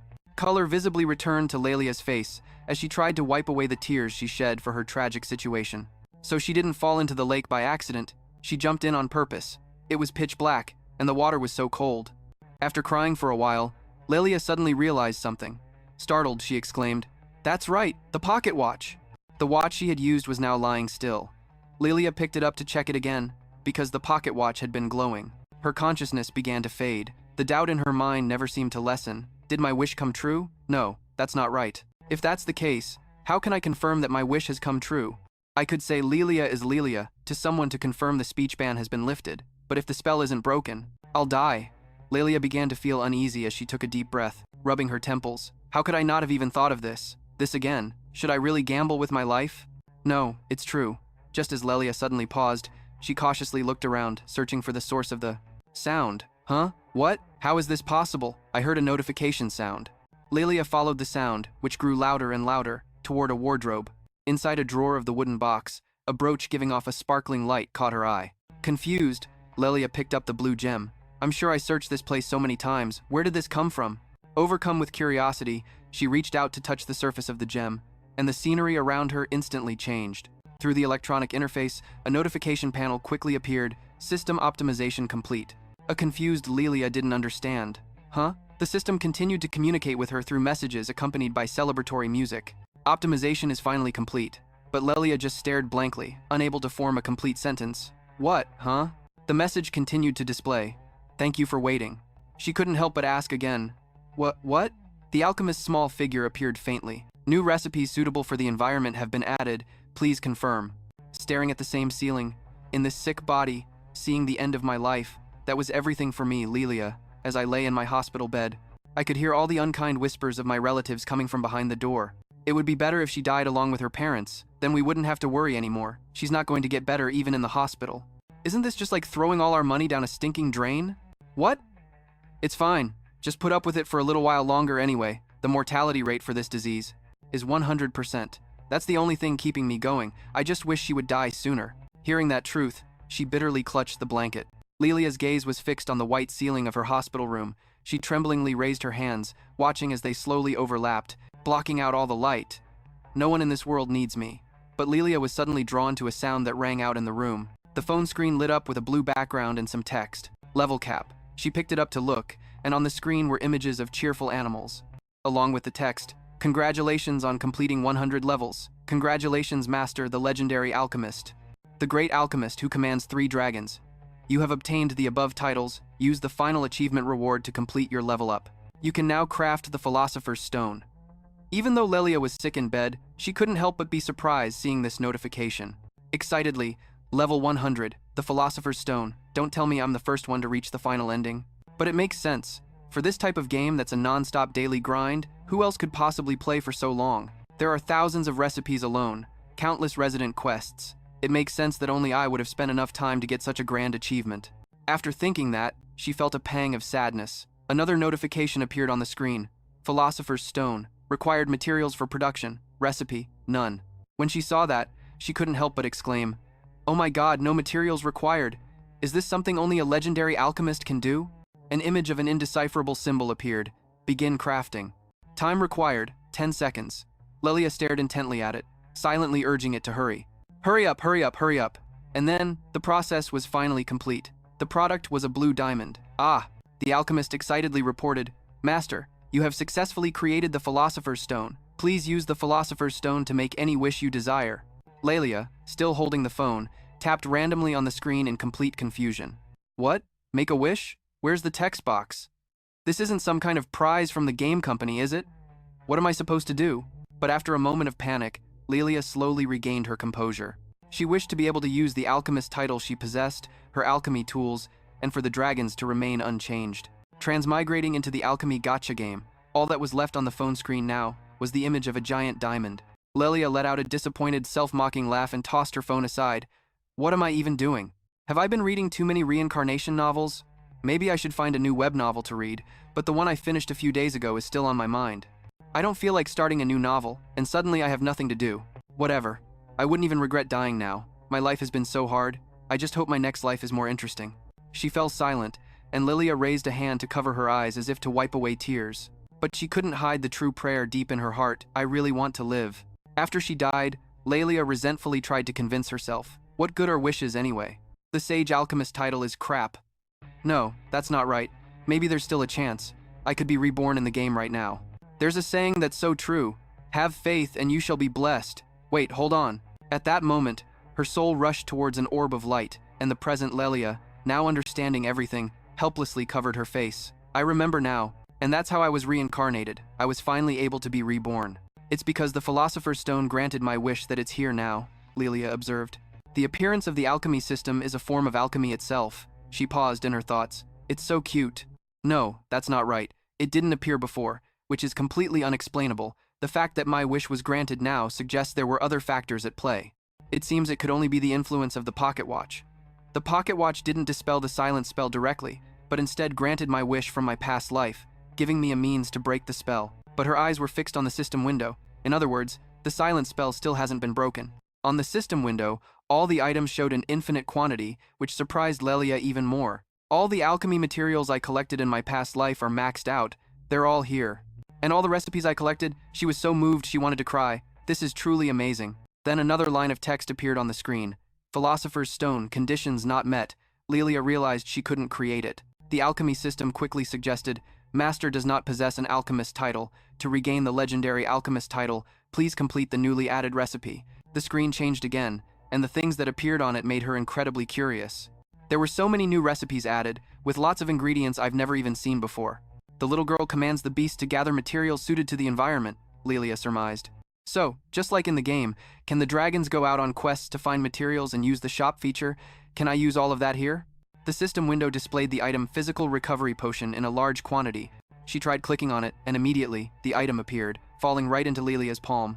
Oh my god, she drank it right away, chugging it down in one go. There were 3 effects after using this item. It left Lilia completely stunned. How is this possible? It actually worked. My whole body is brimming with power. In other words, this item is pretty good. With these, I can escape the Imperial City. Her movements paused, as if she remembered something. If only the Lilia in the novel also had such a means of escape. She looked at the screen and the alchemic creature sleeping in the drawer. Lilia reverently knelt down and said, I'm late. I'm sorry, let's run away together, because this is no place to live. Let's go somewhere we can actually live. Lilia, you have me now. This time please, truly live on. At sunset, a convoy of carriages was preparing to depart. A soldier with his leg in a cast complained from the carriage. Damn it, I can't even ride a horse. That's a disgrace for a knight, Texas remarked. If you don't like it, just have a priest from the capital heal you. Hearing that, the man frantically refused. Don't let a priest heal me, I'd rather die.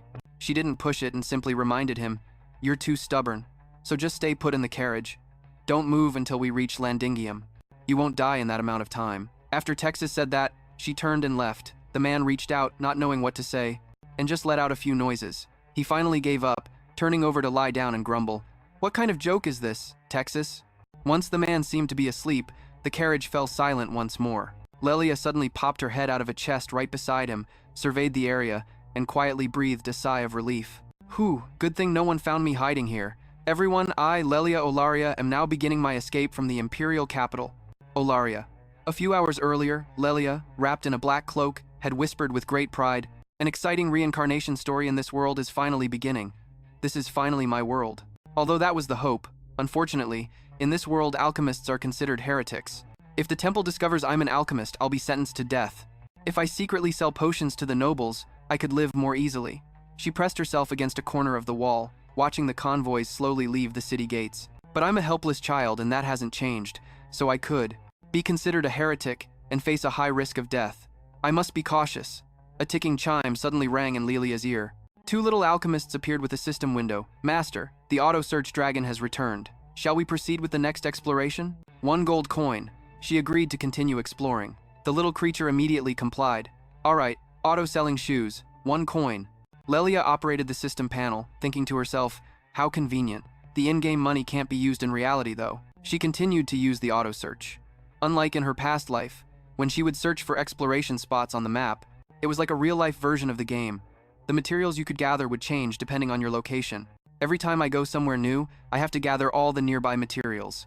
She was someone who had never played a game connected to reality. Lilia knew her past self all too well, and what she'd be like with this kind of system. I definitely can't take on even one of them. Even as a powerless child, this is different from yesterday's situation. Now I can handle dangerous situations with lots of firebombs and sleeping potions, solving problems with sheer quantity. Coincidentally, the merchants who frequently came and went from the Imperial City to attend Juliana's birthday party were now escaping the Imperial City in their baggage carts. She had already decided on her escape route. As evening approached, Lilia stealthily moved toward a carriage. She panted with exhaustion but couldn't help but feel happy about her safe escape, and Lilia's mind began to wander. It was so easy to escape the Imperial City, but what now? I risked my life to get out, and now I'm homeless with nowhere to turn.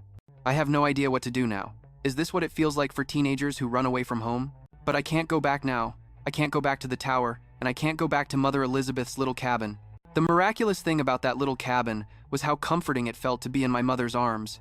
A rabbit doll, a pen and letters, a pocket watch, and a necklace are all I have. Though I hate that I couldn't bring everything from the small house with me. If I could just look a little more like my mother when I look in the mirror, maybe I would feel less lonely. Lilia walked on in silence. Forget you. Even my own father doesn't recognize me. I don't look like my mother. Her eyes were filled with a sad loneliness. That tower doesn't only hold bad memories. My nanny was a kind person, even though she abandoned me to save her parents who were falsely accused of being heretics. I can understand that my nanny wasn't really in a position to take me with her back then. Later, my nanny would risk returning to the Empire for me and reveal Lilia's true identity, telling Emperor Perseus who had killed Lilia. Lilia tightened her grip on her bag's strap, wondering, what's the use of regretting it by then? She suddenly looked up as if she had noticed something. Ahead of her was a caravan of carriages preparing to leave. Two people were standing there talking to each other. Are we leaving soon? We have to treat the patient who was poisoned. Something about the priests in the capital not being suitable for him. She peeked her head out from the corner, listening intently to their conversation. A knight? I've never seen that uniform before. Where are you from? They kept on chattering endlessly. They said they were going to Landinium to find a priest to heal the wound. Lilia was startled when she heard this, Landinium. She remembered Romeo once saying, I want to go to Landinium. Lilia had looked at him curiously back then. Landinium. When Romeo saw that she didn't know, he got all worked up. What? You don't know? Are you an idiot? Landinium is in your empire, the holy land for knights, 5 knights who received a prophecy. Founded the city of profound friendship, Landinium. She quickly corrected herself. Oh, I know about it. I've just never been there. Hearing that, he got even louder. What? Are you lying to me? Even for a crown prince, you're living way too comfortably. She tried to suppress a laugh as she remembered their conversation from that day. Romeo, that kid said he wanted to be a knight but became a mage instead. And now Landinium, the land of knights. Anyone who wants to become a knight can go there or use it as a way station, regardless of their nationality. Lilia considered it. I wonder if I can find a way to cross the border from there. That's it, my destination is Landinium. After some thought, she clenched her fists in determination. Right now, in that carriage, there is a knight with an injured leg. He just keeps complaining. What kind of joke is this? Thesis is here too? Damn it, this hurts like hell. After he fell asleep, Lilia finally poked her head out of the chest. Infiltration successful. But how am I supposed to get out of here? I thought this was the luggage carriage. I had no idea there was a patient inside. From their conversation, it seemed they were talking about this man. And though I'm thankful for that, it's not comfortable at all. Let him sleep with a sleeping draft. Outside, the commander's voice gave an order. All right, let's move out. Her face flushed, and her mind grew hazy. Are we finally leaving? I'm so hungry, I didn't eat at all yesterday. Even though I've taken a few stamina recovery potions, I have no real energy from just those. Just then, chaotic voices erupted from outside. What the hell is going on? Is that even possible?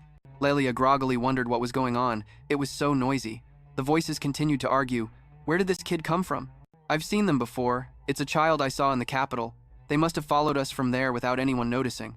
How were we supposed to know? The kid has no killing intent. It was only then that she began to realize what was happening and snapped her eyes open. Seeing that Lilia was awake, the surrounding knight said, She's awake.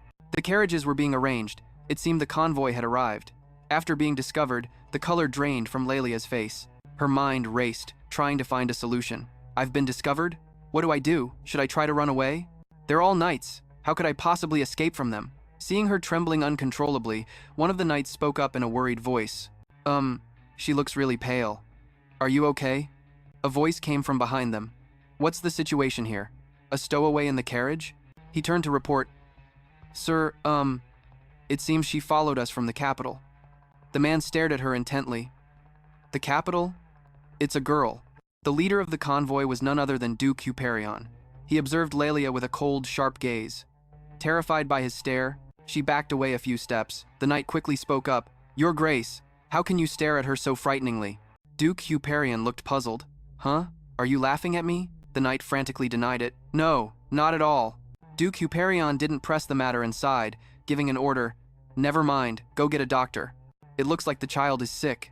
The knight immediately complied. Yes, right away. Only then did the Duke slowly approach Lilia, who had been frozen in place this whole time, and ask, You came all the way from the capital? That's quite impressive. Aren't you hungry? Lilia lifted her head to get a better look at him. It was a gentle, elderly man's voice. For the first time since she left the temple, her body stopped shaking. Duke Huperion sincerely held out his hand. Come, follow me. I will get you some hot food. A little while later, a table was filled with all kinds of food, from meat dishes to dessert fruits. The two of them sat across from each other at the table. Lilia took a bite of meat, and her eyes sparkled. It's real meat. I haven't eaten meat in so long. This is delicious. Even though this is just a campsite, they have so many spices and the ingredients are so fresh. This man is definitely a nobleman. Seeing that she had eaten enough to recover her strength, Duke Huperion finally started the conversation. All right, now tell me, why were you hiding in my carriage? But Lilia hesitated for a moment. Well, a fierce battle raged within her as she pondered. Even though he looks a little scary, he doesn't seem like a bad person. He even gave me food. He's practically an angel. Should I tell him a little? If this goes well, I'm sure he'll help me. She decided to tell the truth. My family hates me, so I ran away. Lilia anxiously clutched her clothes, her head hung low, and she said word by word, Anywhere is fine. I want to survive. He didn't seem very surprised and asked, Where are you trying to run to? Lilia hesitated again. Well, Duke Huberion then explained, Where you came from might be safer. This world is very dangerous for a child, especially a homeless child like you. Lilia froze at his words, unable to stop herself from shouting. Her reaction startled him as well. I'm never going back. For me, the place I used to live is even more dangerous. Duke Huberion seemed to be pondering something, and Lilia watched him nervously, wondering what to do. What if he really takes me back to the capital? She said tremblingly. Please help me. I don't want to go back. You can just pretend you never met me. I won't follow you anymore, yes. So please, sir. Duke Huberion suddenly cut her off, asking an unrelated question. Can you read and write? She looked up, stunned. He made a very serious offer. My order is in need of a servant who can work. If you are literate, you can do this job. Lilia quickly replied. I am literate, yes. Duke Huberion nodded, looking very pleased. Very well. Then come with us. To Landinium, the holy land of knights. Her face flushed red with excitement. Yes. While Thesis was tending to the horse in the back, someone called from behind. Squad captain. I have good news, ma'am. For this trip, let this child be the captain's servant. Lilia was brought forward and politely said, Hello. She gave a nod in response, as Thesis lowered her gaze, carefully observing the girl. She silently sized her up, skin as white as snow, eyes like sprites dancing on a lake. Though a bit messy, her hair was soft and silver, she looked gaunt and small from malnutrition. But what a beautiful face she had. Thesis's demeanor softened considerably. She leaned down slightly and took the initiative to ask, You're so cute. How old are you? Lilia obediently answered, I'm 10 years old. Thesis continued, What's your name? She became flustered and didn't want to answer. Well, the person who brought Lilia over spoke up for her. It's a secret, His Grace said not to ask. Well, can't be helped then. Lilia watched them talk with some unease, wondering if it was really okay to leave things like this. A white-gloved hand reached out in front of her, as Thesis introduced herself. My name is Thesis. You can just call me Knight Thesis. Little mystery. Lilia boldly took her hand, unable to hide the joy in her eyes as she said, Please take care of me. After the introductions were over, Thesis remembered something and told her, Go change your clothes first. They're filthy. I can't have you by my side like this. Lilia seemed a bit reluctant to comply. No, I can't. This is my inconspicuous cloak from the temple, because I'm trying not to be found, preparing to wander the dark alleys. It's too soon to step out into the light. She raised her hand to wipe away her tears. From now on, I'm going to change everything. Everything was heading in the right direction.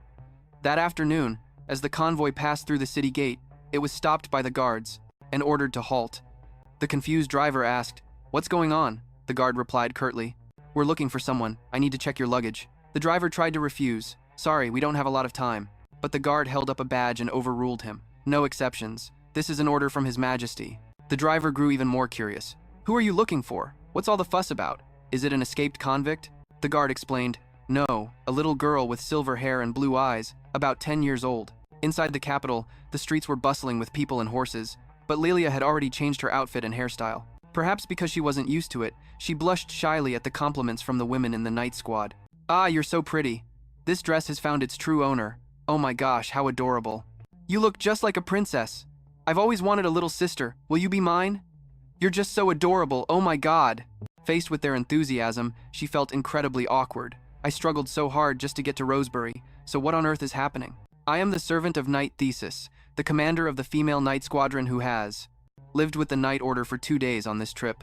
Honestly, how should I even describe this? They changed my clothes for me, prepared delicious meals for me, and even brushed my hair. When we were preparing to depart, Thesis even stood in front of the carriage, rushing me. "Don't dawdle, get in the carriage." And inside that carriage was Duke Huberion. This was basically traveling in a first-class carriage. I was completely bewildered by all this special treatment. This isn't how you treat a servant. But like I'm some noble lady, they're treating me far too well. While I was still standing there, frozen, Thesis showed up. "Have you been waiting long? I'm late because I went to buy some clothes that would suit you." Someone praised, "That's our captain for you."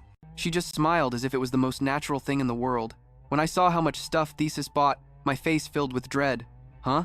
She noticed and quickly explained, "Don't worry, I used His Grace's money to buy these. I can even buy you more." I screamed internally. What part of that is supposed to be reassuring? And just clenched my fists, staying silent. Why is everyone being so nice to me? I can't do anything for them, and I have no idea when their attitude will change. Their attitude. Once we get to the city, they might just hand me over to the guards, or maybe even sell me. I thought about these things the entire trip.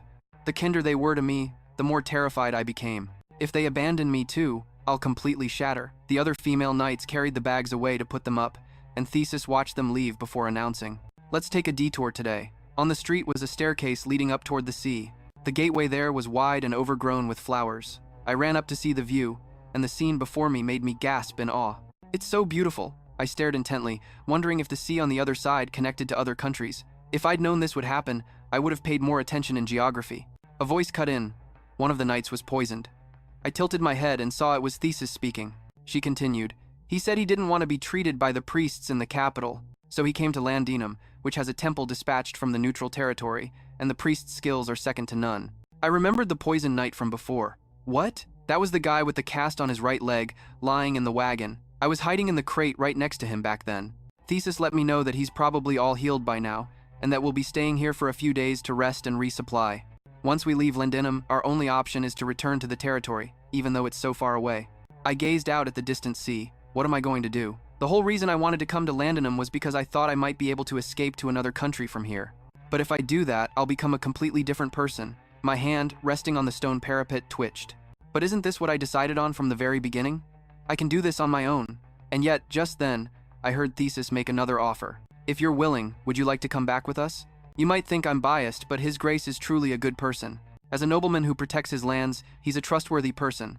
But His Grace has been through some very sad things. It's been a long time since we've seen His Grace this happy." I listened to her words, stunned, as Thesis finally turned and walked away, leaving her offer hanging in the air.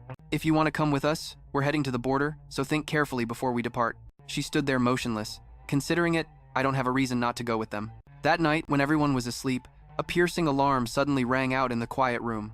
Lilia shot up in a panic, commanding, "Be quiet, be quiet." She glanced over at Tessus and saw she was still sleeping soundly. Just as she breathed a sigh of relief, Lilia realized, "Am I the only one who can hear this?" At that moment, a system report appeared. "Master has discovered a new material." She was a little surprised. "Ah," and then Alchemy confidently continued. "Obtained corner dust." Lilia remarked, "That name doesn't sound very nice."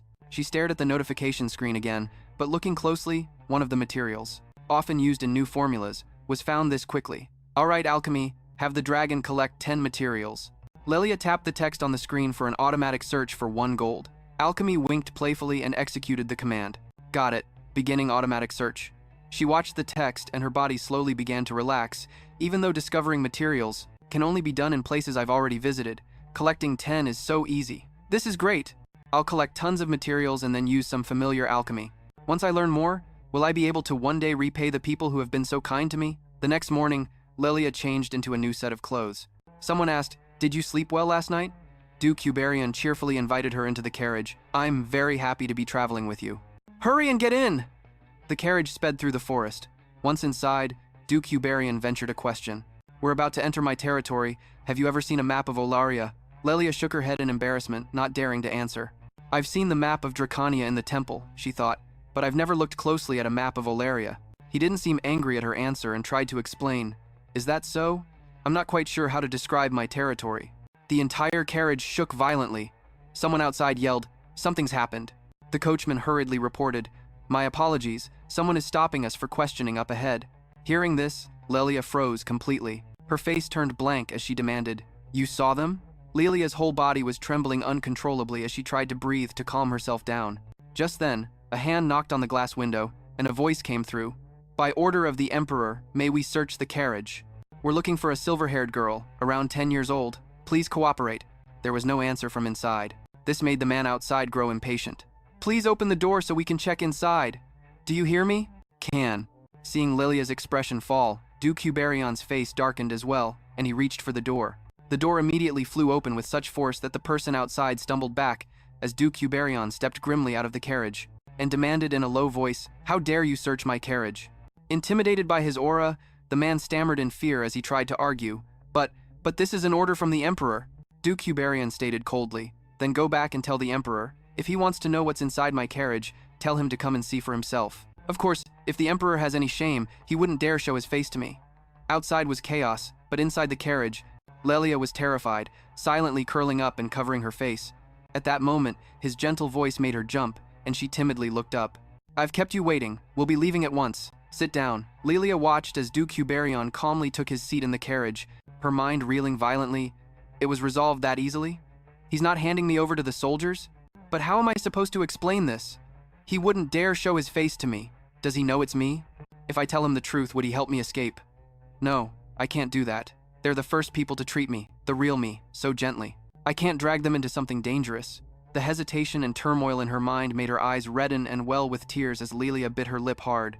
With difficulty, she stammered out, I'll get out here." Just then, his deep voice spoke up again, completely ignoring her trembling words. "Now, where were we?" "Ah, that's right. You said you've never seen a map of Olaria. We're currently heading to the northwestern border of Olaria, the region farthest from the capital. That is the territory of the ducal family of Huberion." A spark of hope flashed in her eyes, filled with disbelief. "Huh?" he gently continued. "Seeing your frightened eyes when we first met reminded me of my daughter. I was a strict father, so she was always afraid of me. But in the end, I lost that child forever. I'm a foolish father. If I had been a gentler father, I would have been able to see her smiling face so many more times. In this world, there is nothing more precious than that. These regrets have tormented me my entire life, so I can't just ignore you. Your eyes are just like my daughter's, my lovely daughter Elizabeth. So, can you tell me more about your situation?" A beautiful new day had arrived. In his room at the Huberion ducal estate, Callias was sleeping lazily in bed, the exasperated voice of someone echoing in his ear. Seeing her older brother hadn't moved an inch, the person yelled, "Brother Callias, how long do you plan to sleep?" Tiredly clutching his forehead, Callias complained as Atticus stood before the bed with her hands on her hips. Atticus said dryly, "I just figured you'd had a hard time getting back from the capital, drank too much at the party, and ended up with a hangover." He tiredly held his forehead and said, "You're going too far. A man has his unavoidable struggles." Hearing this, Atticus questioned him with even more frustration. "Huh? What does the conduct a noble should have got to do with age?" Callias replied, sounding even more lethargic. Don't talk like father." She turned and waved her hand dismissively. "If you don't want father to lecture you, then go wash up and get ready. Father said he's returning to the estate today." Hearing this, he sat up in shock. "Really?" In front of the mansion, a noble carriage slowly came to a stop. Duke Huberion slowly stepped down from the carriage, and all the servants there bowed their heads respectfully in unison. "Your Grace, you've returned." He gave a simple, his gaze shifting gently to the person inside the carriage as he let out a soft chuckle. Duke Huberion approached and took Lelia's hand, saying gently, "All right, come now, my dear Lilia." Before the magnificent and vast mansion, a graceful figure emerged and spoke. "I'm so happy you've returned safely, Father. Was your journey uncomfortable in any way?" "You should rest for a while, Father." Duke Huberion chuckled and nodded. Atticus, thank you for coming to greet me. Did anything else happen while I was away?" She smiled gently and nodded, replying with a bit of awkwardness. "Well, if something had happened, you wouldn't be acting like this right now. You seem to be in a good mood, Father. And who is this child? Don't tell me. It can't be, can it? Although I know that noble society is quite libertine in some ways, but for a strict father like you to do something like this, how could you? I'm so disappointed. To think you have an illegitimate child." How filthy. Do you feel no shame before mother? But for a strict father like you, how could you? How could you do this? I am so disappointed. To think you have a love child, how filthy. Aren't you ashamed to face mother? Seeing Atticus misunderstand everything, he sighed helplessly and cut her off. Stop talking nonsense. Go bring your mother here. Atticus, where is your brother? She quickly composed herself and replied, a bit flustered. Zeron hasn't returned yet. Father, you're home earlier than expected. Brother Callias returned a few days ago and is still resting, Duke Huberion said upon hearing this. Then have Callias come see me. I have something to discuss with him. Hearing his deep, somber voice, she finally complied obediently with his words. I understand. I'll go get mother first. Please wait in the drawing room, father. Watching Atticus's figure depart, Lilia lowered her head nervously. Seeing this, he gently reassured her. You don't need to worry. No matter what happens, I will protect you. If it were her, she would definitely say. At that, Duke Huberion suddenly fell silent, gazing pensively into the distance, causing a confused Lelia to look up. Finally, he gently took her hand. Well then, let's go, Lelia. Hearing this, Lilia also replied softly, Yes, grandfather. I told Duke Huberion everything in the carriage, that although I'm publicly known as Queen Iris's daughter, my birth mother is the former crown princess, Elizabeth. Only my nanny who is overseas can prove this, and that I was imprisoned in the tower by the former Emperor Leodios. But I said nothing about my life inside the tower. I didn't want to make Duke Huberion any sadder, and there was a risk of violating the silence spell, which would prevent me from speaking about what happened in the temple. But I did tell the Duke that I secretly escaped the Imperial City, met many wonderful friends, and had many interesting encounters with them. I told the Duke everything, and he listened quietly to my story, calling me his granddaughter. She sat with Duke Huberion in the drawing room, thinking nervously that even if the Duke were to suddenly announce that a child of unknown identity was a blood relative of the ducal family, no one would easily believe it. There was no way the Huberion family would ever acknowledge it. Suddenly, a noise from outside startled Lelia, making her anxious. She turned her head to see Atticus and Becky helping Duchess Lysandra into the room, with Atticus saying softly, Mother, watch your step. Yes, thank you, you may go now. Hearing this, Becky bowed and obediently excused herself. Then, she was guided inside by Atticus. Lilia was surprised to see her, and she stared at Lysandra with great tension. This was Elizabeth's mother, Duchess Lysandra. Lysandra's lips trembled as their eyes met. She staggered towards Lilia, startling Atticus. Mother!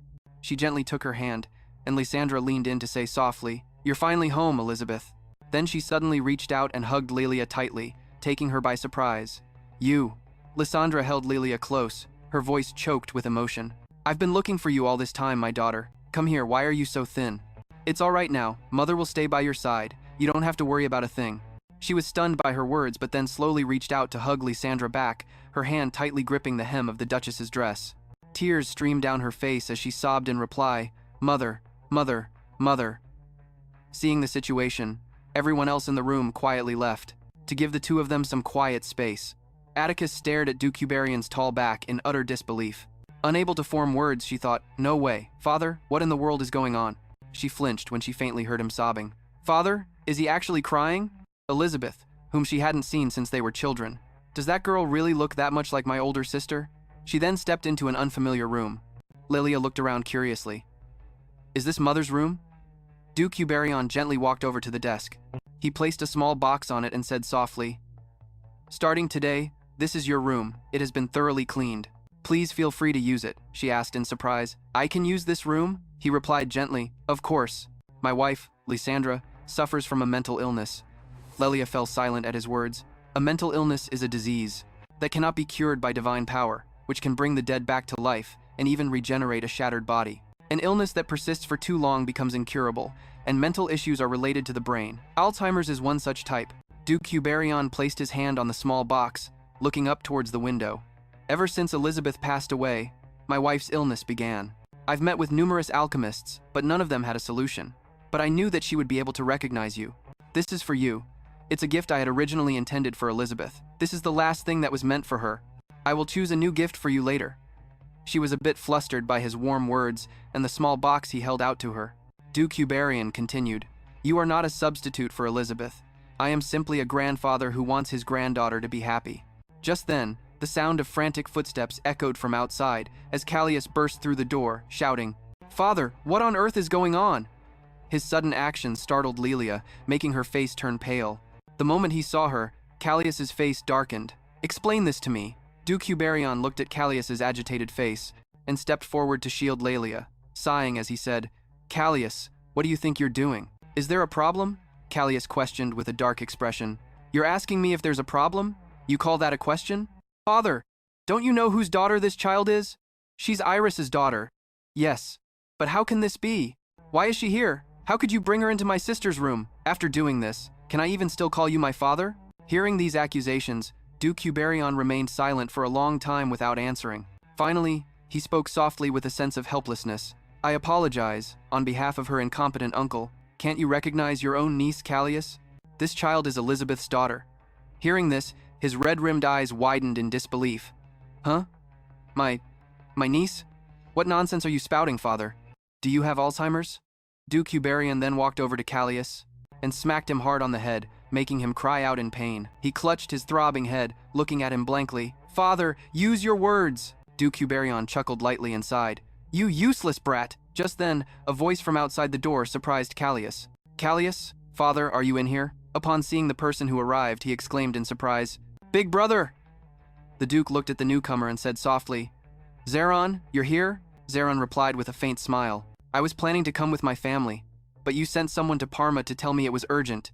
So I left my wife and children at the dormitory and came ahead. Hearing this, the Duke said calmly, I will take good care of my daughter-in-law and grandchildren. He sighed in response, It's fine. Zeron then noticed Lelia in the room, her reserved demeanor piquing his curiosity as he asked softly, But this child is. The Duke replied gently, I urged you to come here to talk about this child. He looked at his father, full of surprise. Oh, Zeron stared intently at the child before him, a gaze that made Lelia both tense and afraid, not daring to speak. After a long moment, he replied softly, Is that so? I understand. Duke Huberion stroked his chin and nodded in satisfaction. Yes, let's find a private place to talk. Lelia, you should rest in your room. Hearing that, Lelia obediently replied, Yes. Duke Huberion then said, I will arrange for a maid for you. Just let her know if you need anything. She still replied gently, Yes. With that, he and the others left the room. Callias stared at Lelia for a long time, finally letting out a cold huff before leaving. Seeing his attitude, she sighed helplessly. The room fell silent, leaving Lelia to her pensive thoughts. Why did I think it was such a big deal? After I left the capital, no, after meeting the alchemist, so many things have happened like a dream. The Huberion territory, my mother's room. If I can live here, maybe I can escape the fate of death and grow up to be an adult safely. Then she looked at the box in her hands, pursing her lips as she thought, Can I open this gift? But in the end, Lelia opened the box. Seeing the item inside, her eyes suddenly lit up. An exquisitely carved music box was nestled neatly inside the gift box, making Lelia exclaim, It's so beautiful, but what is this? She gently picked up the music box from inside and opened it. Looking at the mechanism inside, Lelia murmured thoughtfully, It's a music box. The sound is so clear, so beautiful. Gifts that were never given. What was grandfather feeling, keeping it by his side all this time? Grandfather, grandmother. The Huberion family eventually fell apart. A great noble family that rose with the empire at its founding wouldn't have fallen so easily. But as Juliana grew up, the Huberion family began to face misfortune. The Duke died suddenly of unknown causes, and the death of the eldest son, Jerome, and the disappearance of the second son, Callias. Atticus was discovered to have issued a large number of IOUs for gambling, although Jerome's eldest son succeeded as the next head, but the young family head was only 4 years old. Juliana comforted the grieving families of Cedric and Damien. Remembering these things, her heart grew heavy. There was nothing about grandmother, but something bad must have happened. No. I absolutely will not let that happen in the future. To defy the original story that torments us, I don't care if it's taboo. Then Lelia spoke thoughtfully. Alchemy, can you help me? Alchemy appeared instantly, smiling and winking as it asked, Master, did you call for me? She made her request seriously. I need a formula to change this family's future. Meanwhile, an enraged Callias slammed his hand on the table, shouting, I don't accept this, father. How can you believe what that girl says? She has no proof. To prove she's my sister's daughter. His older brother Atticus, sitting beside him, spoke gently. Brother, I advise you to calm down. Callias grew even more irritated. Atticus gently reminded him, Think about it calmly. There's also no proof that the girl is the daughter of Princess Iris. There's no harm in letting the child stay here temporarily. You don't really think a 10-year-old child could pose a danger to the Huberion family, do you? Hearing this, Callias gritted his teeth and said, feeling a bit guilty, No, that's not it. And Atticus continued, In other words, brother, right now you're treating a powerless 10-year-old child who might be our niece and trying to kick her out of the house without any proof. Am I wrong? He stammered in a bit of a panic. Well, Atticus said in a serious tone, and the royal family is searching for the girl. We need time to investigate. Besides, thinking of their mother's reaction, just then, Jerome cleared his throat and spoke up. The girl looks like Elizabeth did when she was young. A surprised Calliope immediately retorted, how do they look alike at all? Other than their eye color, they look nothing alike. He immediately replied seriously, as her older brother, I would know better what Elizabeth looked like as a child. Jerome's confident words immediately silenced him, and he pursed his lips, unwilling to concede.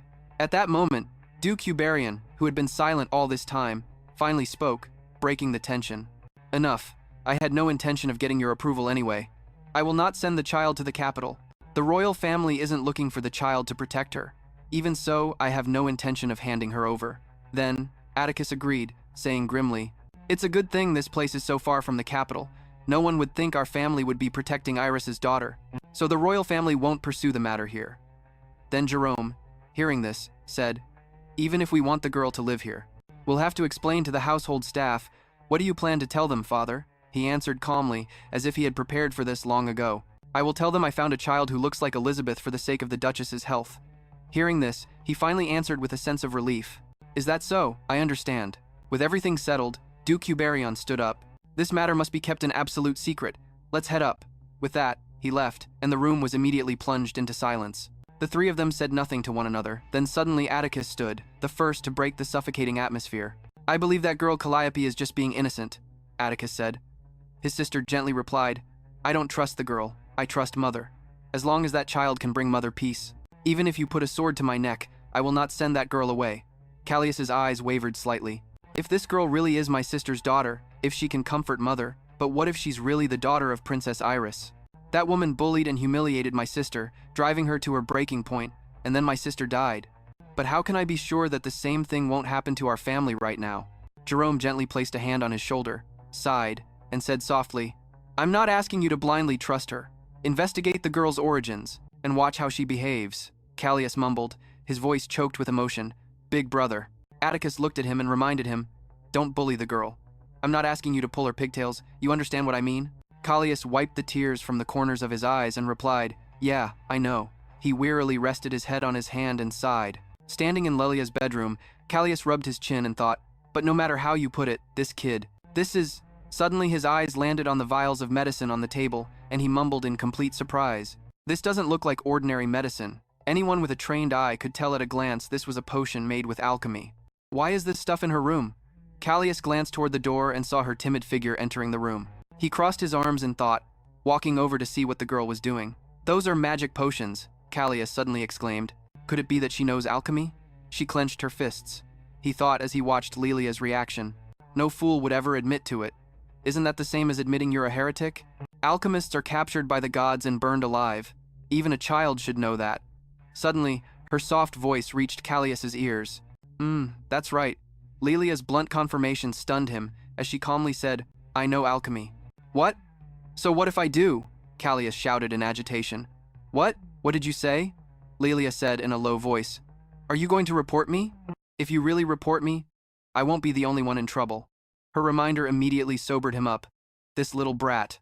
Is she talking about how father dealt with alchemists to get medicine for Mother? I really can't report her, because of my family and alchemy. Lilia looked at Callias and spoke softly. Grandfather, Duke Huberian, promised me that he would protect me no matter what. So, even if you've found my weakness, I'm not afraid. Even if you don't trust me, I don't care. I know alchemy, so what? He was so choked up by her indifferent attitude that he was speechless. Then Callias pursed his lips, swallowing the words he was about to say. He left in a hurry, and just like that, Callias was gone, making her breathe a sigh of relief. Out in the hallway, he was stunned as he recalled something from the past. Sister, this is very dangerous. Please don't do this. If the temple finds out, you'll be burned at the stake. And yet she knows alchemy? Elizabeth's smile from that year made Callias gaze vaguely into the distance. Could she really be my sister's daughter? Meanwhile, Lilia was in her room, panting in a panic over what just happened. That really scared me to death. What's the point of knocking? He didn't even wait for my answer before coming in. To think a man like that is my uncle, while I'm preparing ingredients to find a formula to use the divine medicine I found. And now he knows I'm an alchemist. Judging by how things turned out, I admitted it myself. So it should be fine, right? The signs of a mad dragon. Being born and becoming stronger after a few years. Every year, the temple is busier than ever. They don't have the leisure to interrogate a child to find out whether or not they're a skilled alchemist. But I can't cause trouble for Duke Uberian. I'll have to be more careful from now on. Wait a minute, this is my mother's room. Could there be a secret space here like the one in the small cabin at the Imperial City? If not, maybe I can make one? I need a place to hide my pens and letter paper.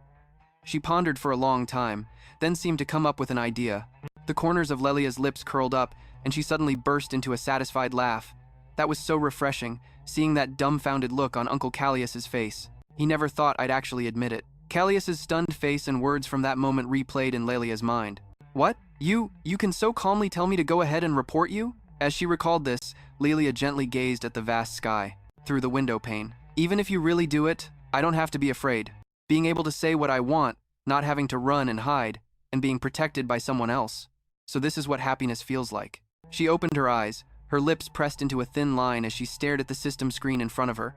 Crafting formula for Alzheimer's treatment. List of required materials. Vanilla, not over 99. Memory fragments, not over 10. O-fiber fragments, not over 1. Remembering crypto, not over 1. Sparkling dust, not over 9,999. Lilia studied the list of materials and murmured to herself. To repay this kindness, I first need to gather all the materials.